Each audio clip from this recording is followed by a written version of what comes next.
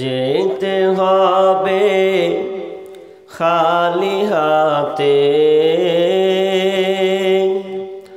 যেতে হবে খালি হাতে, সঙ্গে কিছুই যাবে না। 3.5 হাত জায়গা পাবি, পাবি না রে ঠিকানা। 3.5 হাত জায়গা পাবি, পাবি না রে বিছানা। যেতে হবে খালি হাতে, যেতে হবে খালি হাতে, সঙ্গে কিছুই যাবে না। 3.5 হাত জায়গা পাবি, পাবি না রে বিছানা। 3.5 হাত জায়গা পাবি, পাবি না রে বিছানা। আজকে তুমি যাদের লাগি শুধুই পাগল পারা, যেতে হবে একা একা, যেতে হবে একা একা, কেউ যাবে না তারা। আজকে তুমি যাদের লাগি শুধুই পাগল পারা, যেতে হবে একা একা, কেউ যাবে না তারা। 3টা টুকরা সাদা কাফন, 3টা টুকরা সাদা কাফন, এই তো হবে পাওনা। 3.5 হাত জায়গা পাবি, পাবি না রে বিছানা। 3.5 হাত জায়গা পাবি, পাবি না রে ঠিকানা।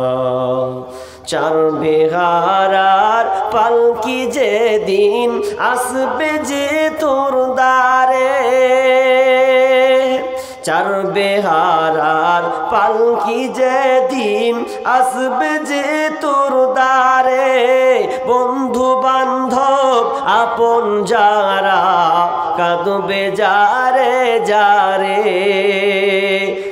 ক্ষমতার দাপট দিয়ে, ক্ষমতার দাপট দিয়ে টিকে থাকা যাবে না। 3.5 হাত জায়গা পাবি, পাবি না রে বিছানা। 3.5 হাত জায়গা পাবি, পাবি না রে ঠিকানা। যেতে হবে খালি হাতে, যেতে হবে খালি হাতে, সঙ্গে কেহই যাবে না। 3.5 হাত জায়গা পাবি, পাবি না রে ঠিকানা। 3.5 হাত জায়গা পাবি, পাবি না রে বিছানা।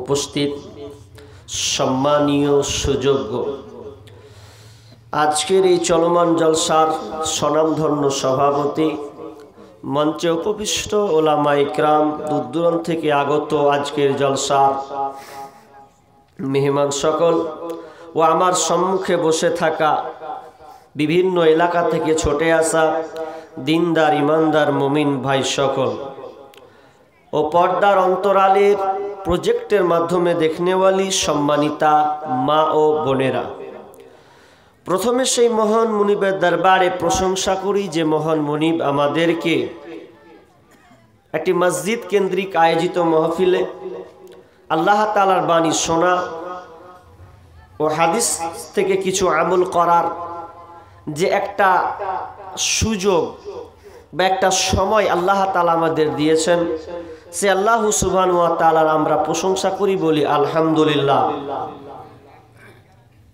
আলহামদুলিল্লাহ বললেন এত আস্তে, অথচ আলহামদুলিল্লাহ আল্লাহর প্রশংসা করা পৃথিবীতে এর চাইতে বড় দোয়া আর নাই। আপনি আল্লাহর প্রশংসা করবেন তো এতে আল্লাহ খুশি যে আমার এই বান্দাগুলো আমার প্রশংসা করেছে সবাই একত্রিত হয়ে, তো বলতে আপনার আপত্তি কোথায়? আমরা আবারও আল্লাহর প্রশংসা করি, বলি আলহামদুলিল্লাহ। অতঃপর শান্তি বর্ষিত হোক সকল নবীদের উপর, বিশেষ করে আমাদের শেষ নবী জনাবে মুহাম্মদুর রাসূলুল্লাহ, আমরা পাঠ করি সাল্লাল্লাহু আলাইহি ওয়াসাল্লাম। আপনারা এতক্ষণ ধরে কোরআন ও হাদিসের আলোচনা শুনলেন এবং পাশাপাশি আপনাদের পরিশ্রম, আপনাদের অর্থ দিয়ে এই মসজিদের জন্য আপনারা কিছু সামর্থ্য অনুযায়ী দান করেছেন, আর দান করতেই হবে। যেহেতু এই দুনিয়াটা হচ্ছে একটা পরীক্ষার হল, আপনার ছেলে মেয়েকে স্কুলে ভর্তি করতে গেলে বছরে ৩-৪ বার পরীক্ষা দিতে হয়, তারপরে তাকে উত্তীর্ণ হতে হয়, পাশ হতে হয়, যে কেমন তার মেধা, কত নাম্বার উঠালো। তো আল্লাহ সুবহানাহু ওয়া তাআলা সেম একটা জিনিস ভাবেন, আপনার ছেলে মেয়ে যদি পরীক্ষা দিতে গিয়ে যদি ফেল করে দেয় তাহলে এর বাঁচার পথ আছে। কিন্তু দুনিয়া এমন একটা জিনিস, যদি আপনি একবার ফেল করে দেন, আপনার আয়ু যদি গড় শেষ হয়ে যায়, কবরে যদি আপনি ধরা খেয়ে যান, ফেল করে দেন, তাহলে কিন্তু আপনার আর বাঁচার কোনো পথ নেই। আমি আপনাদের সম্মুখে একটি বিষয় নিয়ে দ্বন্দ্বমান হয়েছি। আয়াত দুটা কিন্তু মুশরিক কেন্দ্রিক। আপনি আশ্চর্য হয়ে যাবে যে আমরা তো সবকটা মুসলমান বসে আছি, তাহলে আপনি মুশরিকের আয়াত কেন পড়তে গেলেন? হ্যাঁ জি, দুটো আয়াত হচ্ছে বাকারার, আর বাকারা থেকে 2টি আয়াত মুশরিককে কেন্দ্র করে আল্লাহ তাআলা নাজিল করেছেন। তো আমি আপনাকে এই দুটো আয়াত শুনিয়ে আমার কি লাভ হবে? কি লাভ হবে এটা আপনাকে একটা একটা করে বলবো যে আমরা আছি কোথায়, আর আমি কেন বা আয়াত পড়লাম। এতক্ষণ পর্যন্ত আমাকে গাল দিবেন না, আগে যতক্ষণ না শুনবেন। প্রথম আয়াতটা পড়েছি, ওই আয়াতটা দেখেন আল্লাহ তাআলা কি বলছেন। আমি বেশি ভূমিকা বলবো না, কারণ এখন 11টার ঘর যাচ্ছে, ওই জন্য আমি বেশি ভূমিকা বলছি না। আল্লাহ তাআলা কি বলতে চাচ্ছেন এটা আমরা আগে জানি। বিসমিল্লাহির রহমানির রহিম।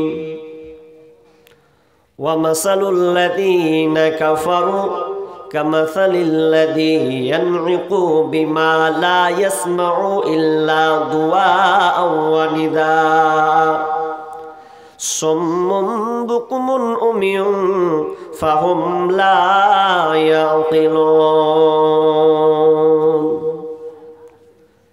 আল্লাহর উদাহরণ এটা, আমার উদাহরণ নয়, আল্লাহ নিজে উদাহরণ দিচ্ছেন। দুনিয়ার মানুষের উদাহরণ একরকম, আর আল্লাহ উদাহরণ দেয় তাহলে একটা দামি জিনিস হবে। আল্লাহ যদি উদাহরণ দেয় তাহলে কত দামি জিনিস হতে পারে। আমি যদি আপনাকে এই গণ্ডির মধ্যে কাউকে যদি উঠিয়ে বলে দিই এর বেঈমান, এই চোর ডাকাত, তাহলে হয়তো আপনি রাগ করবেন, মৌলভী সাহেব উঠে আমাকে অপমান করে দিল। পারলে আপনি একদিন পর কিংবা 2 দিন পর হতে পারে বাড়ি যাওয়ার রাস্তায় আমাকে পিটিয়ে নিতে পারেন, আমাকে মেরে দিতে পারেন। কিন্তু না না, আমাকে মেরে পিটিয়ে কোনো লাভ হবে না।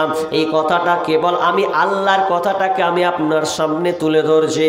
আল্লাহ বলছেন, কারা কে আপনি মাসুম মানুষ না, আপনি রাং না কাঁসা না পিতল না তাবা, আপনি কেমন ধরনের মানুষ এটা আমি আপনাকে আঙুল তুলে বলবো না।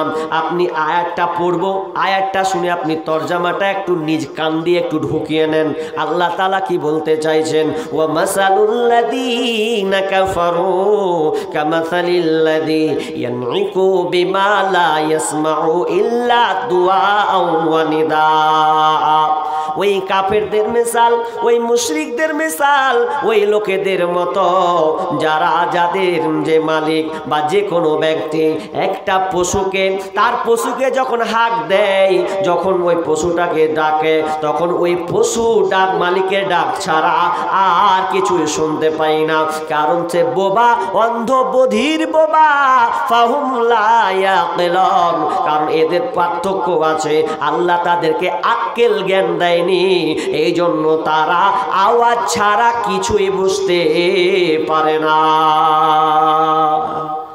মেসালটা কত পেঁচ আছে জানেন? মেসাল দিলে রাখালের মতন। আপনাকে বলি, আপনি উত্তর গলা দিয়েন। আচ্ছা, রাখাল যারা মাঠে ছাগল চড়িয়ে বেড়ায়, গরু চড়িয়ে বেড়ায়, রাখাল। আচ্ছা, রাখাল যারা রাখালি করে, এরা তো ছোট ছোট বাচ্চা, 8 বছর 9 বছরের বাচ্চা দেখবেন। আমরা ছোটবেলায় বকরি ছাগলকে নিয়ে গেছি, একটু দূরে পাড়ে বেঁধে দিয়েছি, নিয়ে চলে এসেছি। কিন্তু প্রকৃত যারা রাখাল, সকালে বের হবে, বৈকালে রিটার্ন বাড়ি আসবে। একটা রাখাল গাছের তলায় বসে আরাম করছে, তো গরুটিকে ছেড়ে দিয়েছে। তো গরুটি আপনার খাচ্ছে, আনন্দ চিত্তে খাচ্ছে, খা যাকে ছেড়ে দিয়েছি, ভালো ঘাস। আর এই 8-9 বছরের ছেলে, 10 বছরের ছেলে রাখাল করতে গিয়ে ওর মন টন খারাপ। রাখালিলা অনেক সময় গাছের তলা পেলে গেলে ছাড়ে না, ওখানে লাঠি লিয়া বসে আনন্দে দিচ্ছে, গান গায়ে। তো গান গাইছে, দুলতে এক পর্যায়ে ওই রাখাল দুটা বুঝলেন, ওই গরুগুলা ঘাস খেতে জয়দুরের ভুঁয়ে যায় ঢুকে গেছে। আজি জয়দুরের ভুঁয়ে যদি ঢুকে যায়, আকাম করে দেয়, জয়দুর ওকে রাখবে? ও তো রাখবে না।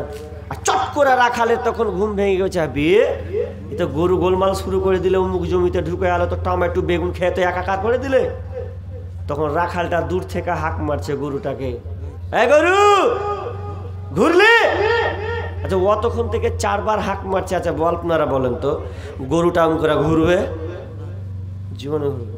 আচ্ছা, এটা একটা গেল। আর একটা উদাহরণ, একটা 8-9 বছরের বাচ্চা ছেলে লোভী জিনিস হতে পারে, লোভ আসবে ওর মধ্যে। এখন আপনি বেগুন টমেটো চাষ করেছেন মাঠে, দেখবেন ছোটবেলায়, আমাদের কথা বলছি, কি লুকানো কথা বলে দিচ্ছি আপনাদের, পরে খারাপ ভাবিয়ে না, আপনাকে বোঝানোর জন্য বলছি। আমরা ছোট অবস্থায় যেতাম, ওই 8-9 বছরে যদি মাঠ যদি যেতাম, তো পকেটে নুন ভরে নিয়ে যেতাম, ওই লবণ ভরে নিয়ে যে যার টমেটো ভালো চিকনা সালাকে পেড়ে হাঁটনু দিয়ে ওই পুকুরের ধার বসে খেয়ে গোসল করে বাড়ি। তো ওই রকমই একটা ছেলে টমেটো দেখেছে, পাকা টমেটো, এখন আবার তুলবে। এখন তুলে যখন নিচে, তো ওখান থেকে ওর আব্বা দেখে নিয়েছে, 1/2 কিলোমিটার থেকে, মাঠ থেকে বুঝতে পারছে যে আমার ছেলে দেখ অন্য ভুঁয়ে ঢুকছে। তখন ছেলেটার নাম হচ্ছে কি, আব্দুর রহমান। আব্দুর রহমানকে ডাকছে ওদিক থেকে, আব্দুর রহমান, যেমনি বলেছে বাপের ডাক আর থামে, পরের ভুঁয়ে টমেটো চুরি করছি। এই যেমনই শুনেছে বাপের ডাক, মারলো, তোর বাড়ি তো ঢুকবো না, আগে অন্য দিক, তারপর কোন কথা। এইরকম বন্ধু আমার, উদাহরণটা 2টা দিয়েছি, আয়াতটা কেন্দ্রিক, ভালো করে নজর লাগান। গরুটারও কান আছে, ওই বাচ্চাটারও কান আছে, গরুটার মুখ আছে, ওই ছেলেটারও মুখ আছে। গরুটার মাথা আছে, ছেলেটারও মাথা আছে। তবে গরুটা কেন ফিরল না, মানুষটা কেন ফিরে পালালো, বাচ্চাটা কেন ওখান থেকে দৌড় মারল? আল্লাহ সুবহানাহু ওয়া তাআলা এখানে 2টি ভাগ করে দিয়েছেন। ফাহুম লা ইয়াকিলুন, এদের মধ্যে আক্কেল জ্ঞান তালা। তার মানে গরুটার মধ্যে আক্কেল তালা জ্ঞান নাই। মানুষকে আল্লাহ বিবেক বোধ শক্তি দিয়েছেন, এটা ভালো এটা মন্দ, এটা ভালো এটা মন্দ, এখানে আছে মার, এখানে আছে সম্মান। তাই বলে তারা, সেই ছেলেটি ওখান থেকে পালালো। শিক্ষিত সুধী মণ্ডলী, আল্লাহ তাআলা উদাহরণ দিয়ে দিলেন। তার মানে আপনাকে মুয়াজ্জিন ডাকলো, হাইয়া আলাস সালাহ,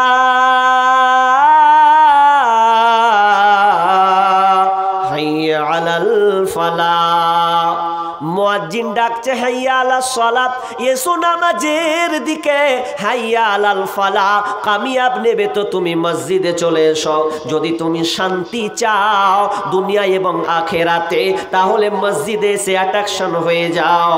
কিন্তু দেখেন আমরা কত নির্বোধ হলে, আমরা কত নম্বরের গাধা হলে, আমরা কত নম্বরের নিচে গেলে, আমরা আজান শোনার পরেও, আজানটা কার? তো আল্লাহর, আল্লাহর আজান শোনার পরেও আমরা মসজিদের দিকে যাই না। অথচ দেখবেন আল্লাহ পশুর মেসাল দিয়েছেন, আপনার পশুটা এক চাইতেও অনেক ভালো। আপনার বাড়িতে যদি খাসি থাকে, ওই খাসিটা আপনি কুরবানির জন্য নিয়েছেন, এখন খাসিটাকে আপনি ঠিক মতন খেতে দেন, ওই খাবারটা খেয়ে খেয়ে আপনাকে কিন্তু চিনে নেই। এতটা চিনেন, আপনি যখন বাড়িতে বৈকালে ঢুকেন কিংবা সন্ধ্যায় ঢুকেন, ওই খাসিটা আপনাকে দেখে চটচট সঙ্গে সঙ্গে চিনে ফেলে, কারণ ওটা আমার মালিক, ও আমাকে ভুট্টা খেতে দেয়, গম খেতে দেয়, আমার জন্য কাঁঠাল পাতা নিয়ে আমাকে খেতে দেয়, সঙ্গে সঙ্গে আপনাকে চিনে নেয়। শুধু তাই নয়, গরুকে আপনি ছেড়ে দেন, গরু সন্ধ্যা হলে ওই গরুটা আপনার গোয়াল ঘরে এসে এসে হাজিরে দেবে, কোনো ঘরে সে লুকাবে না। আরে ছোট ছোট মুরগিগুলোকে দেখেন, অনেক মায়েরা মুরগি পোষাকে পছন্দ করে, ভালোবাসে, ওই মুরগিগুলো সকালে ছেড়ে দেয়, সন্ধ্যা ঘনিয়ে এলে মুরগিগুলো অন্য কারো খুল্লায় ঢোকে না, তার শর্ট শর্ট করে তার খুল্লার ভেতরে ঢুকে যায়, কারণ ওরা জানে এটা আমার মালিকের দরজা, এটা আমার মালিকের ঘর, এটা হচ্ছে আমার বাসস্থান, এটা হচ্ছে আমার জায়গা। কিন্তু হতভাগা মানুষ রে, আল্লাহ তোমাকে 5 বার ডাকলো, এরপরেও তোমাকে মসজিদে পাওয়া গেল না, তোমাকে জলসায় পাওয়া যায় না, তোমাকে মক্তবে পাওয়া যায় না, ভালো ভালো কাজে তোমাদেরকে পাওয়া যায় না। এটা একটা আয়াত পড়েছি, আর একটা আয়াত পড়েছি, ভালো করে কান দেন। কি আয়াত? বিসমিল্লাহির রহমানির রহিম। ইন্নাল্লাযীনা কাফারু সাওয়াউন আলাইহিম আনজারতাহুম আম লাম তুনজিরহুম লা ইউমিনুন। ইন্নাল্লাযীনা কাফারু, হে নবী আপনি কাফেরদেরকে বলুন বা না বলুন, সতর্ক করুন আর বা নাই করুন। ইন্নাল্লাযীনা কাফারু সাওয়াউন আলাইহিম আনজারতাহুম আম লাম তুনজিরহুম লা ইউমিনুন। আপনি তাদেরকে বলুন কিংবা নাই বলুন, ওরা কিন্তু আপনার কোনো কথায় কর্ণপাত করবে না, ওরা আপনার কোনো কথায় তারা শ্রবণ করবে না। এবার থামেন, একটু থামেন। কে? আচ্ছা বলেন তো, বছরে জুমার খুতবা কটা হয়? কেউ বলবেন না, শুধু খালি মুসল্লি যারা জুমা পড়তে যান ওরা বলেন যে বছরে জুমার খুতবা কয়টা হয়? কে বললে 52টা?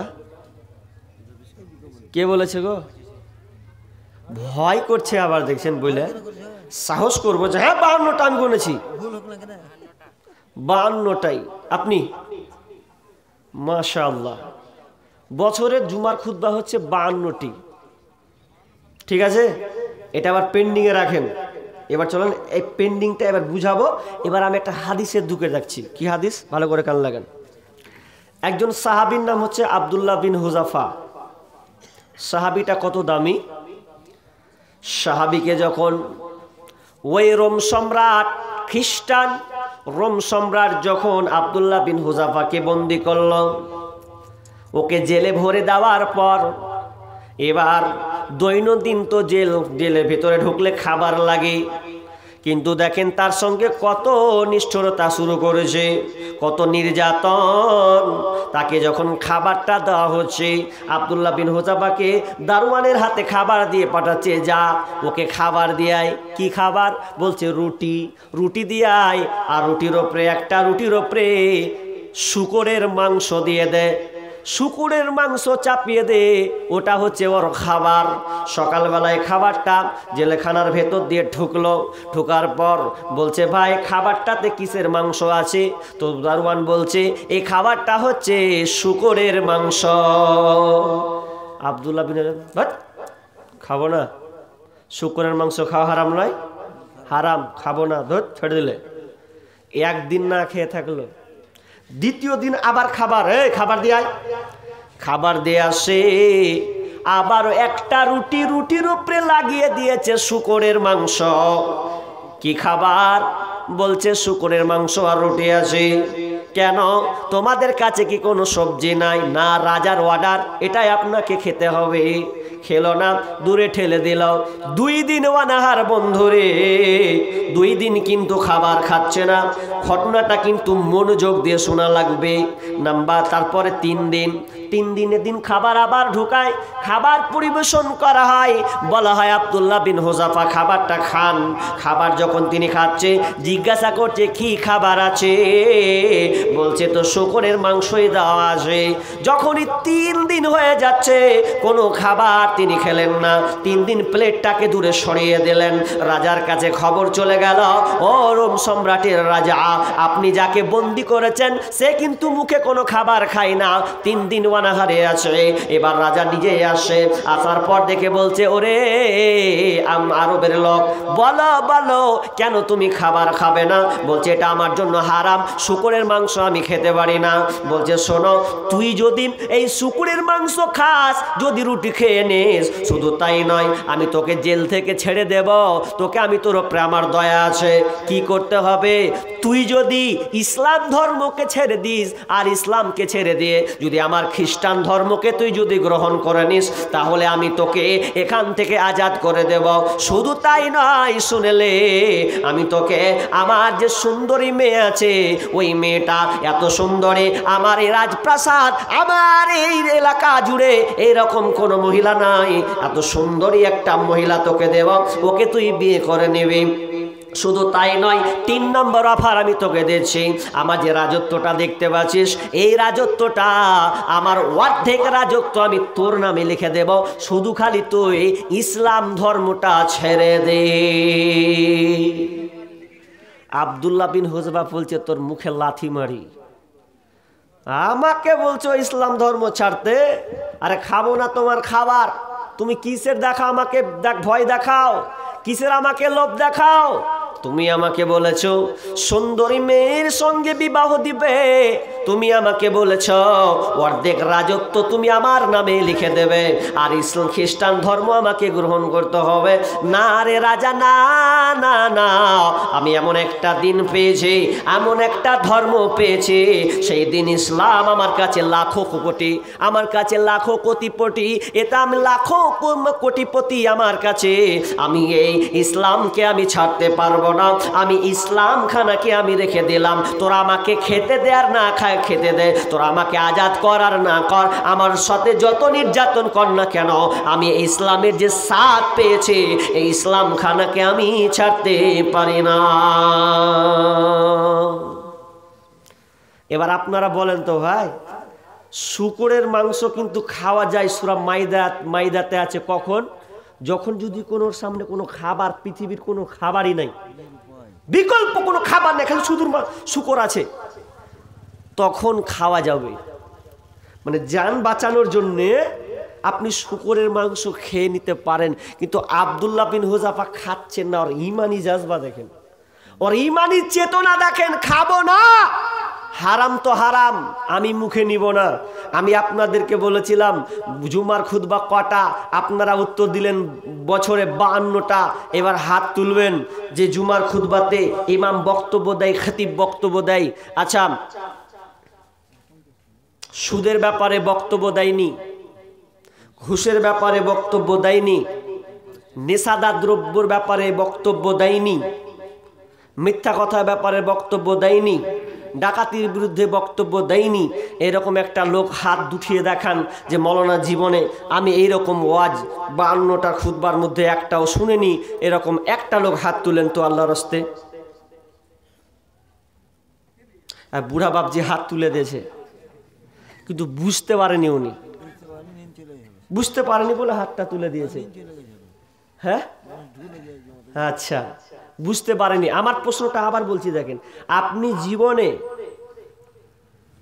সুদ, ঘুষ, নেশাদার দ্রব্য, মানে এক কথায় আপনাকে বলছি যে মদ খাওয়া হারাম, নেশাদার দ্রব্য পান করা হারাম, এ ব্যাপারে আমি শুনিনি এরকম হাত তুলেন। একটাও নেই। তার মানে আপনারা সবাই শুনেছেন, সবাই শুনে আপনারা সব জ্ঞান অর্জন করে নিয়েছেন। আচ্ছা বলেন তো, এবার আমি কিন্তু মেন জায়গায় এসেছি। আমি বললাম না যে আমি মুশরিকদের দুটো আয়াত পড়লাম, তাই এখন আপনারা বলেন তো যে আমরা ওই সাহাবিদের চাইতে বা মুশরিকদের চাইতে আমরা ক আনাতে ভালো? পেরেছি জীবনে আপনি পরিবর্তন হতে পারেননি। শোনেন, আপনাকে মুগায় ধুলাই করবো আমি, আপনাকে ফতুয়া দিব না, খালি আপনার মগজটা ধুলাই করব। আচ্ছা, এক প্রকার নেশা তো বিভিন্ন ধরনের নেশা আছে না নাই? আছে। এখানে অনেকে আছেন বিড়ি না খেলে ঠেলায় পড়বো, বাবজি পিটবেন তো পরে পিটবেন, খাচ্ছেন তো এটা মনে করিয়ে না যে মৌলভী সাহেব কোন দিকে বক্তব্য ঘুরাচ্ছে। আপনি বুঝুন, বুঝে যদি আপনার বুঝতেও অপারগ হয়, আপনি বুঝতে পারেননি, তাহলে আমি আছি বক্তব্য দেওয়ার পরে আপনি আমাকে বলবেন যে মৌলানা আপনার বক্তব্য বুঝতে পারিনি, তাহলে আপনাকে আমি আবার বুঝিয়ে দেব। শুনেন, পৃথিবীতে আল্লাহ রসুল অনেক জিনিস এমনভাবে জোরালোভাবে বলে গেছেন যে আপনি মারাত্মক হয়ে গেছেন। আচ্ছা, অনেক মৌলানা আলিম ওলামা বলে খালি মদ খেললে গাট গাট গাট গাট গাট করে গিলে নিল, এটা একটাই মদ। আর কি পৃথিবীতে কোনো নেশা নেই? পৃথিবীতে আরও অনেক নেশা আছে, কিন্তু নাম নেই, পরে নাম দেওয়া হয়েছে। যদি মদটাকে আপনি নেশা বলেন আর বাকিগুলোকে যদি আপনি নেশা না বলেন, তাহলে আমি আপনার সঙ্গে ওই আলেমদের সাথে আমি একমত নয়, আমি একাই একদিকে। কি বললাম? হাদিসটা শুনুন। হাদিসটা কি? ইবনে মাজা থেকে হাদিসটি আছে, 3375 নম্বর হাদিস। রাবি হচ্ছেন আবু হুরায়রা। কি বলছেন? মুদমিনুল খামরি কাবিদি ওয়াসানিন, মুদমিনুল খামরি কাবিদি ওয়াসানিন, যারা নিয়মিত করে নেশাদার দ্রব্য পান করে খায়, যারা নিয়মিত করে নেশাদার দ্রব্য পান করবে, তাদের সম্পর্ক কাদের সঙ্গে হবে? যারা হিন্দু, যারা মূর্তি পূজা করে, মূর্তি পূজারীর নেই, যারা মূর্তি পূজা করে যে অপরাধটা করে, যারা নেশাদার দ্রব্য পান করে, সেম তাদেরই সঙ্গে সে একই রকম অপরাধ করে। তার মানে উভয় দুজনেই সমান অপরাধী। ওই হিন্দুওয়ালা মূর্তি পূজা করে যা গুনাহ করলে লিস্টে এলো, আপনি সিগারেট খেলেন, বিড়ি খেলেন, আর কোনো নেশা খেলেন, ওটাই একই পর্যায়ে। নেশাটা এখন এমনভাবে ছয়লাভ হয়েছে, আমরা নেশাগুলোকে ছোট মনে করে নিয়েছি। কেমন ছোট? দেখবেন অনেক মেয়েরা আছে কোটাতে বিড়ি, আপনার কি এখন তো আগে গুল দিয়ে বেড়াতো কাচলে, এখন মেয়েদেরকে দেখবেন ওরা আর কি করে সিস্টেম, ছোট ছোট ঢাম্পা কোটা বুঝেন, যে কোটাতে কি থাকে, হজমি ভরা থাকে, গোল গোল গোল ট্যাবলেটের মতন। ওই কোটাগুলোতে বেটি ছেলেরা দেখবেন, অনেক বেটি ছেলে গুল ভরেলে ওরা আঁচলে বেঁধে দিলেও। তা ট্রেনে দেখবেন অনেক মেয়ে আছে, ও গুল কোনখান থেকে পাবে, আঁচলে গুজালি আছে, ও তখন গুলটাকে ঢেলে তারপরে এই যে দাঁত লিবে আঙুলে নিয়ে একবার ঢলায় দানের এদিকে একবার এইদিকে, যে যাতা করে ঘুষবে, তো ঘুষতে ঘুষতে ঘুষতে মুখখানটাকে কালো পিক্কানি করে দিয়া যখন দেখবেন ওই খালাকে যে মুখে দাঁত মেজে মেজে মেজে ভেতরের অংশটা এত খারাপ, এত কালো, দেখবেন উথুতুটা যখন ফেলে মনে হয় বিলাইয়ের পাছা দিয়ে যত নোংরা বাড়ায় না তো ওর মুখ দিয়ে বাড়েছে, এত নোংরা। আর দাঁত দিয়ে কামবার চিমটি কাটে, খালি কাটে না, ওকে ওটাই মজা লাগে, তৃপ্তি লাগে। এগুলো আপনাকে ত্যাগ করতে হবে, ছাড়তে হবে। একটা গেল। বাবজির ক্ষেত্রে কি বলবো, দেখবেন অনেক সময় মসজিদে যখন যাই, কিছু লোককে দেখে আমার খুব আফসোস হয়, ভাই তুমি কোথায় যাবে? বলছে মসজিদকে। কি মসজিদে? কোথায়? তো নামাজ পড়তে যাব, আল্লাহকে ডাকবো। তো হাজি ভাই একটা কথা বলবো, আপনি মসজিদে যাচ্ছেন যান, তো আপনি বেড়িটা টানতে টানতে মসজিদ কেনে ঢুকছেন? ওই সময়তে আপনাকে বিড়িটা টানা লাগবে?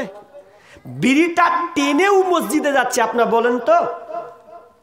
আল্লাহ রাসূল পেঁয়াজ আর রসুন খেয়ে মসজিদে যেতে মানা করেছে না যেতে বলেছে? বলেন তো। নিষেধ করেছে। আমরা ছোটকাল থেকে জানি যে রসুন পেঁয়াজ খেয়ে নামাজ যেতে হবে না, কারণ এটা একটা দুর্গন্ধ। আর এই দুর্গন্ধটা ফেরেশতারা নিতে পারবে না, এতটা দুর্গন্ধ। অথচ এটা হারাম নয়, কিন্তু সাময়িক কিছুক্ষণের জন্য ওটা আল্লাহ রসুল মানা করে দিলেন, তোমরা মসজিদে যেও না। আচ্ছা বলেন তো, এটা যদি এই হয় যে জিনিসটা হালাল, রসুন পেঁয়াজ হালাল, এরপরেও আপনি বলেন তো, আপনি যে নেশাদ্রব্যটা পান করলেন, করে আপনি বিড়িটা খেয়ে সঙ্গে সঙ্গে আপনি মসজিদে ঢুকে গেলেন, তাহলে আপনি কতটা অপরাধ করলেন? ভালো অপরাধ। শুধু তাই নাই, অনেকে খয়নি উজুতে করে, দেখেন খুব আফসোস লাগে এগুলো দেখতে। অনেক বাপজি এত বড় বড় দাড়ি ছাড়ার পরে উজু যখন করছে দেখছে এখান দিয়ে একটা খৈন বাহির করে তারপরেও বিসমিল্লাহ করে উজু করছে, অথচ খাইনির দুর্গন্ধটা এত খারাপ। আমি একটা আমার নিজের কথা বলছি, আপনারা মাইন্ডে নিয়েন না। আমি এক জায়গাতে নামাজ পড়ছি, তো নামাজ পড়তে একটা লোক দাঁড়িয়েছে, তো পাশে আমি দাঁড়ালাম, সুবহানাল্লাহ কি বলবো, এত দুর্গন্ধ হচ্ছে, মনে করছে আমি ওখান থেকে পালিয়ে যাই, সব বিড়ির গন্ধ। এগুলো কখন ছাড়বেন? শুনেলেন, নেশাদার দ্রব্য আমরা পান করি, কিন্তু এটাকে আমরা ছোটোখাটো মনে করি। আপনি খারাপ কিছু মনে করিয়েন না। আপনার ছেলে যদি 10 বছর 12 বছরের সন্তান হয়, আপনি চাইবেন না আপনার সন্তানকে বিড়িটা খাওয়াতে।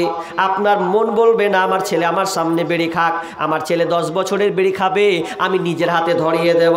কারণ আপনি নিজেও জানেন এটা খারাপ জিনিস, আমার ছেলেকে খেতে দেব না, আমি নিজেই খেতে পারি, কিন্তু এটা তার মানে আমি নিজে প্রমাণ করছি এটা খারাপ জিনিস। শুধু তাই নয়, শুনেলেন, যারা নিয়মিত নেশাদার দ্রব্য পান করে খায়, যারা আপনার নেশাদার পান করেন, বিশ্বনবী বলছেন ইসকা মিন নাহারি গাউতাতে, যখন জাহান্নামে যারা দুনিয়াতে মদ পান করেছে, নেশা পান করেছে, তাদেরকে একটা খাবার দেওয়া হবে।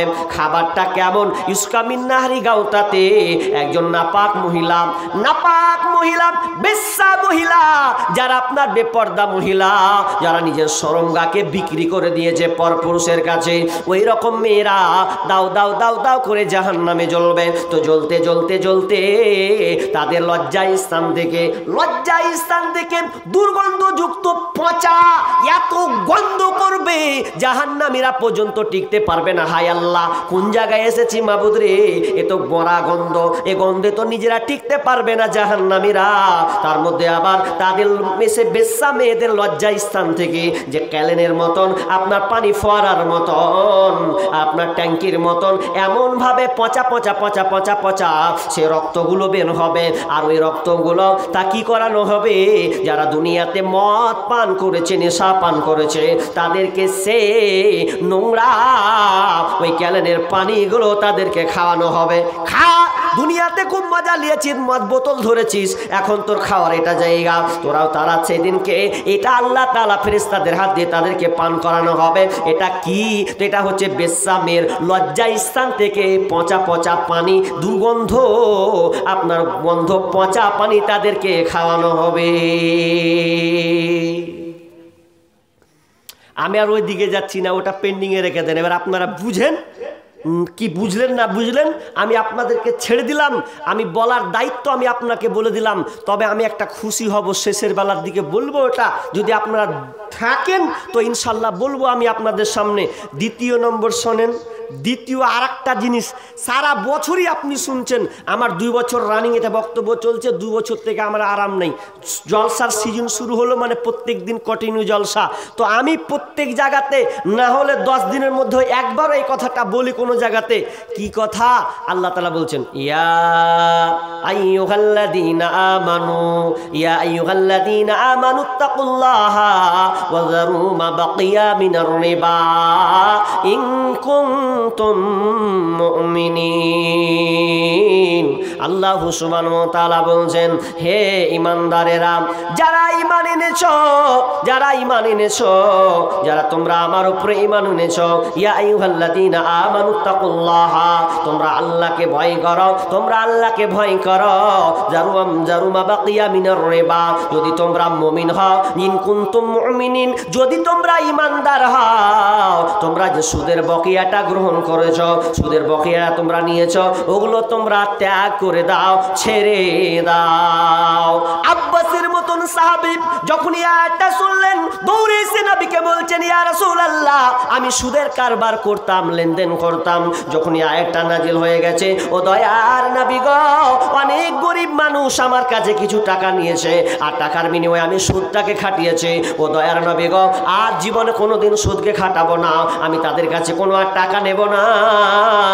আমরা গরিব, আমি যে মূলটা ধনটা আমি ওদেরকে দিয়েছিলাম, মূল টাকাটা যে আমি দিয়েছিলাম, ওই টাকাটা পর্যন্ত আমি গরিবকে মাফ করে দিলাম। আর জীবনে কোনোদিন এই সুদের বকেয়াটা আর কোনোদিন নেব না, সুদের কারবার আর আমি জীবনে করব না। হাদিস কি আছে? হাদিসটা শুনে থামতে পারবেন কিনা কে জানি। হাদিসটা শুনে আপনার যদি ঈমান থাকে তাহলে আপনি বলবেন মাওলানা আমারই ভুল আছে, আমারই ভুল আছে। রাগ করে আবার উঠে যায়েন না, আপনি শুধু নিজেকে ভাবেন। বিশ্বনবী বলছেন, রাবি হচ্ছেন আবু হুরায়রা, এটাও হাদিস হচ্ছে ইবনে মাজার হাদিস। বিশ্বনবী বলছেন আর রিবা সাবউনা হুবা, আর রিবা সাবউনা হুবা। বিশ্বনবী বলছেন আইয়ানকার রাজুল উম্মা। বিশ্বনবী বলছেন সুদের 70টি শাখা অধিক শাখা আছে, সুদের অনেক শাখা, 70টি অধিক শাখা রয়েছে। তার মধ্যে সাধারণ একটি শাখা তিনি তুলে ধরছেন। 69 শাখা যে কি আছে আল্লাহ ভালো জানে, এটা বর্ণনা করা হয়নি, একটা শুধু বর্ণনা করা হয়েছে। কেউ যদি সুদ খায় তাহলে তার মায়ের সঙ্গে জেনা করার মতন ব্যভিচার করল। অন্য হাদিসে আছে যদি কেউ 1 টাকা সুদ খায় তাহলে তার মায়ের সঙ্গে 36 বার জেনা করার সমপরিমাণ সে পাপ করল। কথাটা বুঝেননি তো? এবার বুঝিয়ে বলবো। ভাঙছি জিনিসটাকে। কি ভাঙছি? আপনার এই গ্রামের নামটা কি? হলদিবাড়ি। খুব সুন্দর নাম। আবার হলদিবাড়ি টেনেও লেখা থাকে হলদিবাড়ি, থাকে না জি? থাকে তো। হলদিবাড়ি সুন্দর একটা জায়গা। এখন ধরে নেন আপনি বিয়ে করবেন, বিয়ে তো আপনি বিয়ে করবেন, বিয়ে করার জন্য আপনার তো একটা বউ দরকার। বউটা আপনি কোথায় নেবেন? বউ খুঁজবেন কোথায়? নাকি আপনি ভালুকা যাবেন, নাকি হরিশ্চন্দ্রপুর যাবেন, নাকি আর কোথাও আপনি বালুরঘাট থেকে আপনি বউ খুঁজে নিয়ে আসবেন? তো আপনি বলছেন ধুর ভেজাল, কে অত বউ খুঁজতে যাবে? কি দরকার আছে? বউ খুঁজা আমার দরকার নাই, আমার তো ঘরেতে একটা মেয়ে ছেলে আছে, আমার তো শুধুমাত্র বেটি ছেলের দরকার, মেয়ের দরকার। তা আমি কেন জায়গা খালি হয়রান হতে যাব? কি দরকার আমার বউ খোঁজার? আমার দরকার নাই। আমি বিয়ে যদি করতে হয় তো আমার মাকে আমি বিয়ে করব, আমার মাকে আমি বিয়ে করব, এটা আমার ঠিক আছে। আচ্ছা বলেন তো এটা খারাপ কি খারাপ নয়? সবচাইতে নোংরা বর্বর জঘন্য একটি কাজ যদি সে মাকে বিয়ে করে, এটা কত নোংরা। একটা মেয়ে যদি বলেন আমার একটা ছেলে দরকার, আমি ওই ছেলে কোথায় ছেলে খুঁজতে যাব? হয়রানির দরকার নাই, আমার বাড়িতে আমার বাপ আছে, আমার বাপকে আমি বিয়ে করে নিলাম। কত নোংরা, কত জঘন্য, কত নোংরা, কত জঘন্য।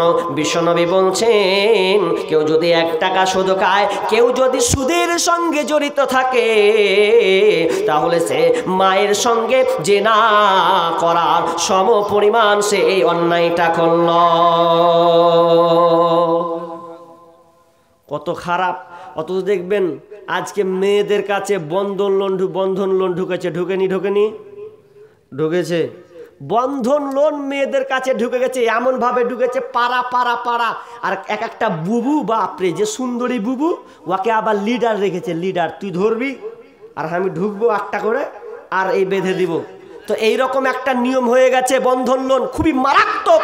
আপনাকে এই বন্ধন লোনের ব্যাপারে আপনাকে কি তথ্য দেব, কোনটা নেবেন? সোশ্যাল মিডিয়াতে আপনি দেখছেন, সোশ্যাল মিডিয়া কি দেখবেন, অনেক মেয়ে আছে, একজন মৌলানা বক্তব্য দিচ্ছেন, সত্য কথা, তাদের ওইখানকার সত্য কথা। তিনি বলছেন যে একটা মেয়ে বন্ধন লোন নিয়েছে, তো বন্ধন লোন নেওয়ার পর ও টাকা দিতে পারছে না। টাকা যখন দিতে পারছে না, স্বামীও ভালো নয়, কি করবে? তখন সে কি টাকা শোধ না করতে পেরে একটা বাড়ি যাচ্ছেন, একটা বাড়ি, পয়সাওয়ালা বাড়ি। তো বাড়ি গিয়ে বলছে যে আমি একটা বিপদে পড়েছি জানেন। মেয়েটা কত সুন্দরী দেখেন। মেয়েটা বলছে আমার টাকা দরকার, যদি তুমি আমার শরীরকে ভোগ করো তাও ভালো, কিন্তু আমাকে টাকাটা দিতে হবে, নাহলে আমার সব ছারকার হয়ে যাবে। মেয়েটা এই লোনের কারবার করতে গিয়ে নিজেকে আর থামতে না পেরে কি করলো, তার দেহটাকে বিক্রি করে দিল। বিক্রি করে দিয়ে কিছু টাকা নিয়ে আবার লোনকে পরিশোধ করছেন। কি নেবেন আপনি? কিছু 3 বছর আগে একটা তথ্য দিয়ে মানে একটা খবর বের হয়েছিল আমাদের মুর্শিদাবাদের মধ্যে। কি ঘটনাটা? ঘটনাটা হচ্ছে লোন পরিশোধ করতে পারেনি বলে, হচ্ছে না বলে, ওই যেতে যেতে একটা মেয়ে 7 বছরের মেয়ে রাস্তা দিয়ে হাঁটছিল। ওই মেয়েটার কানে দুল ছিল, তো দুলটাকে মেয়েটা কি করলো, ওই ছোট ছেলের মেয়েটার কান থেকে খুলে নিল, দুটাই খুলে নিয়ে পাগলি পাগলি লিয়ে পালা কোন রকম, কোন যে বুদ্ধি, কি যে আল্লাহর মানে বুঝলো না বুঝলো আল্লাহ জানে। তো কানের তো কানলো, মেয়েটাকে টুটি চিপে আবার এত ডুবিয়ে মারলো, এত আপনার পুকুরে ডুবিয়ে মারলো। শেষে জানা হলো যে অমুক জনা মেরে দিয়েছে। তাহলে কেন? মূল কাজ কেন এ করতে গেল? কি দরকার ছিল? শুধু তার লোনকে মিটানোর জন্যে। লোন দিয়ে কি হয়? আপনার গাড়ি হবে না বাড়ি হবে? লোন দিয়ে যারা লোন দেয় তারা পয়সা হারা হবে, কিন্তু গরিবরা গরিবই থেকে যাবে। আপনি বুঝতে পারেননি কটা টাকার জন্য আপনি লোনকে নিয়েছেন। এ মা বোন কত মেয়ে খালি লিডারের মতন ঘুরে আর বলে যে বুবু কতদিন কানে খিল ভরবে। দেখবেন অনেকে কানের খিল ভরে থাকে। এবার ওই লিডার পাঠিয়ে দিয়ে বলছে যে কানের খিল পড়ছে কেমন, আজকালকার কত সুবিধা, টাকা লাও, তুমি সপ্তাহ 200 টাকা করে দিবা, তো তোমাকে 5000 টাকা দিবে, আর তুমি সপ্তাহ 200 টাকা দিতে পারবে না। তখন ও পাগলি ওদের পাল্লাই পড়ে, তখন কইছে কেন পারবো না? পারবো, শিখি তো কানের খিল ভরে আছি, একটা কানে যদি ইয়াররিং না করি তো কেমন লাগছে, পারবো। কইছে কি করতে হবে গে? কইছে এক কাজ করবে, একখান জোনহাক কার্ড নিয়ে যাবে আর একখান আধার কার্ড নিয়ে যাবে। জোনহাক আধার কার্ড বুঝেন? আধার কার্ড আর জোনহাক কার্ড ছোটখান মানে ভোটার কার্ড, আর একখান আধার কার্ড জোনহাক কার্ড, বড়খানটা জোনহাক কার্ড। তো আর মরদকে যা বলছে হ্যাঁ জি এরকম ব্যাপার, গ্রামে নাকি কিরকম কি উঠেছে বেলে বন্ধন বেলে, তো ওগুলা লিব কি হবে? কইছে সপ্তাহ 200 টাকা করে দিব, 5000 টাকা দিবে, তো ওটি হার কাজে লাগবে জি, এটা ইয়ারিং বানাবো। তা লেগা এবার যদি লিছে আল্লাহ রে আল্লাহ, 5000 টাকা নিয়ে যখন ইয়াররিং বানিয়ে নিয়েছে ও, তো কানে খালি পড়ে নিয়েছে বুঝলেন। যেদিন থেকে ও খিল ভরেছিল ওদিনকে কান দেখাতো না, আর যেদিন ও বানিয়ে নিয়েছে কাপড়খানটা ঢাকে না, খালি কানের এপার দেবাহি করছে ও, আর কল টিপছে, আর কল টিপা খালি কেউ খালি কহুক যে ইয়াররিং কুণ্ঠে পালি, খালি ওটা আমি কহবো, খালি কোহে দেখুক একবার যে ইয়াররিং কুণ্ঠে পালি, তখন ও একবারে টিপবে আর দেখাবে। এরকম সমস্যা। তা আমার একটা সঙ্গীত ছিল ওই আর ওই বন্ধন লোনের ব্যাপারে, সঙ্গীতটা খুব মিলিয়ন ভিউ চলে গেছে। বন্ধন লোন কিছুটা কথা টাচ আছে ওখানে। স্ত্রী স্বামীকে বলে ও গো সোহেল খান্না, আমি গেলাম লোনের কিস্তি দিতে তুমি করো রান্না। স্ত্রী স্বামীকে বলে ও গো সোহেল খান্না, আমি গেলাম বন্ধনের কিস্তি দিতে তুমি করো রান্না। কিস্তি থেকে এসে যেন না থাকি ভোকে, বর্তমান যুগের হাওয়া বইছে উল্টো দিকে। বলতে গেলে মনে বাজে, বলবো কোন দিকে থেকে। বর্তমান যুগের হাওয়া চলছে উল্টো দিকে, বলতে গেলে মনে বাজে, বলবো কোন দিকে থেকে। এবার চলেন মেয়েদেরকে একটা হাদিস শোনাবো, আপনারা একটু ধৈর্য ধরেন, কারণ মেয়েরা একটু নরম মেজাজি, না কিছু পেলে ওরা আবার পালিয়ে যাবে। তো ওদেরকে আমি একটু কিছু দিই। কি মা, ভালো আদেশ নিষেধ আল্লাহ তাআলা যেগুলোকে আদেশ করেছেন ওগুলোকে আমাদেরকে মানতে হবে, যেগুলোকে নিষেধ করেছে সেগুলোকে আমাদেরকে বর্জন করতে হবে। তাহলে আমরা ইসলামের দণ্ডিতে আমরা থাকব। কিন্তু মুসলমান যেগুলোকে নিষেধ করেছে ওগুলোকে আমরা ধরছি, যেগুলোকে আদেশ করেছে ওগুলোকে আমরা ছাড়ছি। তার মানে আমরা কতটা অপরাধী শুনেলেন। আল্লাহ তাআলা যখন আদমকে বললেন, আদম রে লা তাকরাবা হাদিহিস শাজারা ফাতাকুনা মিনাজ জালিমিন, ও আদম খবরদার তোমরা দুজনে এই গাছটার নিকটে যাবে না, আমি আল্লাহ নিষেধ করে দিলাম, যদি তোমরা যাও তাহলে তোমরা জালেমদের অন্তর্ভুক্ত হয়ে যাবে। জালেমদের অন্তর্ভুক্ত হয়ে যাবে, তো যেও না। তো আদম এক পর্যায়ে কি হলো, করতে আল্লাহর নিষেধটাকে আর ধরে রাখতে পারলে না, যে এটা ফল খেয়ে নিলে, যেমন খেয়ে নিলে, তার মানে ও অপরাধী হলো কি হলো না? অপরাধী হলো। এবার ইবলিসকে বলছে আল্লাহ ওয়াইদ কুলনা লিল মালাইকাতি ইসজুদু লি আদামা ফাসাজাদু ইল্লা ইবলিস। হে ইবলিস, যখন বলা হলো ফেরেশতা ইবলিস সহ বলা হলো তোমরা আদমকে সেজদা করে দাও, ফেরেশতারা সেজদা করে দিল, ইল্লা ইবলিস, কেবল ইবলিস সেজদা করলো না। তার মানে আল্লাহর নিচে আদেশকে সে মানতে পারলো না, ও অপরাধী হয়ে গেল। তাহলে অপরাধটা বারবার আদমও অপরাধ করেছে, ইবলিসও অপরাধ করেছে। কিন্তু শুনলেন মানুষ, আদম তার নিজের ভুলটাকে বুঝতে পারলো। আল্লাহ আমি ভুল করে দিয়েছি, রব্বানা যালামনা আনফুসানা ওয়া ইল্লাম তাগফির লানা ওয়া তারহামনা লানাকুনান্না মিনাল খাসিরিন। মাবুদ রে, আমি নিজের উপরে এতটা জুলুম, নাফসের উপরে জুলুম, অন্যায় অবিচার করে দিয়েছি। মাবুদ তুমি আমাকে ক্ষমা করে দাও, তুমি ক্ষমা না করলে আর কে ক্ষমা করবে? এইভাবে তিনি স্যালেন্ডার হয়ে গেলেন। এই জন্য দেখবেন একজন দার্শনিক বলেছেন গুনাহ করা গুনাহ নয়, মাপ না চাওয়ার নাম হচ্ছে গুনাহ। গুনাহ করে কোনো ব্যক্তি জাহান্নামে যাবে না, গুনাহ করে কেউ জাহান্নামে যাবে না, গুনাহ করে কেউ জাহান্নামে যাবে না। কেন তিনি বলতে চাইছেন গুনাহ করে কেউ জাহান্নামে যাবে না, বরং গুনাহ করার পর যদি সে তওবা না করে তাহলে সে জাহান্নামে যাবে। গুনাহ করে যদি সে আল্লাহর কাছে সারেন্ডার হয়ে যায় তাহলে ওই বান্দা কোনোদিন জাহান্নামে যাবে না। গুনাহ করা গুনাহ নয়, মাপ না চাওয়াটাই হলো গুনাহ। গুনাহ করা গুনাহ নয়, মাপ না চাওয়াটা হচ্ছে গুনাহ। তার মানে আপনার গুনাহ হয়েছে, আপনি মানুষ, মানুষ মানে তো গুনাহ হবে, এটাই স্বাভাবিক। আপনি ফেরেশতা নয়, ভুল হয়ে গেছে, আল্লাহকে বলেন আল্লাহ আমার ভুল হয়ে গেছে, আল্লাহ আপনাকে ক্ষমা করে দিবেন। তাহলে আদেশ নিষেধ অপরাধী দুইটাই। এবার চলেন আমরা কি হয়ে গেছি, আমরা আদেশ নিষেধকে মানতে পারি না। কি আপনি কোনটা মেনেছেন, ছেড়েছেন আপনি? এখন যদি আপনাকে বলি এই যে কটা লোক বসে আছেন হাত তুলতে বলবো, কোন গলা? ছোট ছোট ক্ষেত্রে পাপ গলা, হাত তুলতে বলবো। কি হাত? যদি বলি আপনাকে ভাই কারা কারা বিড়ি খেয়েছিলেন, খান বা ভালোবাসেন, তাহলে হাত উঠবে কি উঠবে না? উঠবে, নিশ্চিত উঠবে। আরে আপনার মালদা ডিস্ট্রিক্ট নয়, মুর্শিদাবাদ তা আরও বেশি খাই। হ্যাঁ, তো বিড়ি খান। এবার আমি যদি হাত তুলতে বলি ভাই যে কে কে খাবেন না, এরকম লোক হাত উঠাতে পারবেন যে ইনশাল্লাহ আমি আজ থেকে খাবোই না, লাঠি মেরে দেবো ইনশাল্লাহ? এরকম হাত তুলতে পারবেন কয়জন? মাশাআল্লাহ, হাত তুলে দিয়েছেন। আমি এই ভাইদের জন্য আমি দোয়া করব ইনশাআল্লাহ। আমি দোয়া সব সময় দোয়া রাখবো। যারা আলোচনা করার পরে আমি একটা বলি আল্লাহকে, আল্লাহ যারা আলেমদের আলোচনা শুনে নিজেকে পরিবর্তন করে দিয়েছে, একটু রাস্তাকে সঠিকে নিয়ে চলে গেছে, আল্লাহ তুমি তাদেরকে ক্ষমা করো, তাদের পরিবারকে আল্লাহ তুমি সুখে শান্তিতে রাখিও, আল্লাহ সঠিক রাস্তা তাদেরকে সুখে কল্যাণে রাখিও। এইরকম দোয়া। ভাই উঠছেন কেন বুঝলাম না? বক্তব্য ভালো লাগে না, মানে হাসি কৌতুক বক্তব্য হলে কেউ উঠবে না। দামি কথা যখন বলতে যাব তখন বলে মৌলবি কোন দিকে ধলাই দিচ্ছে কথা না। এবার চলেন সাহাবীদের ঈমান আর আমাদের ঈমান কেমন, চলেন। খাইবারের যুদ্ধ, খাইবারের যুদ্ধর নাম শুনেছেন? এই খাইবারে কয়েকটা জিনিস হারাম হয়েছিল, তার মধ্যে একটা বলি আপনাদেরকে, দুইটা বলে দিই তাও আপনি বুঝবেন যে সাহাবীরা তাহলে কত ভালো আর আমরা কত খারাপ। আমরা কয় নম্বরের মুসলমান? নাম খালি আব্দুর রহমান, নাম শুধু নুরুল ইসলাম। দেখো নূরের আলো পাবে তো আমার কাছে, কিন্তু দেখতে গেলে ওর কাছে কিছুই নেই, নাম রেখে দিয়েছে।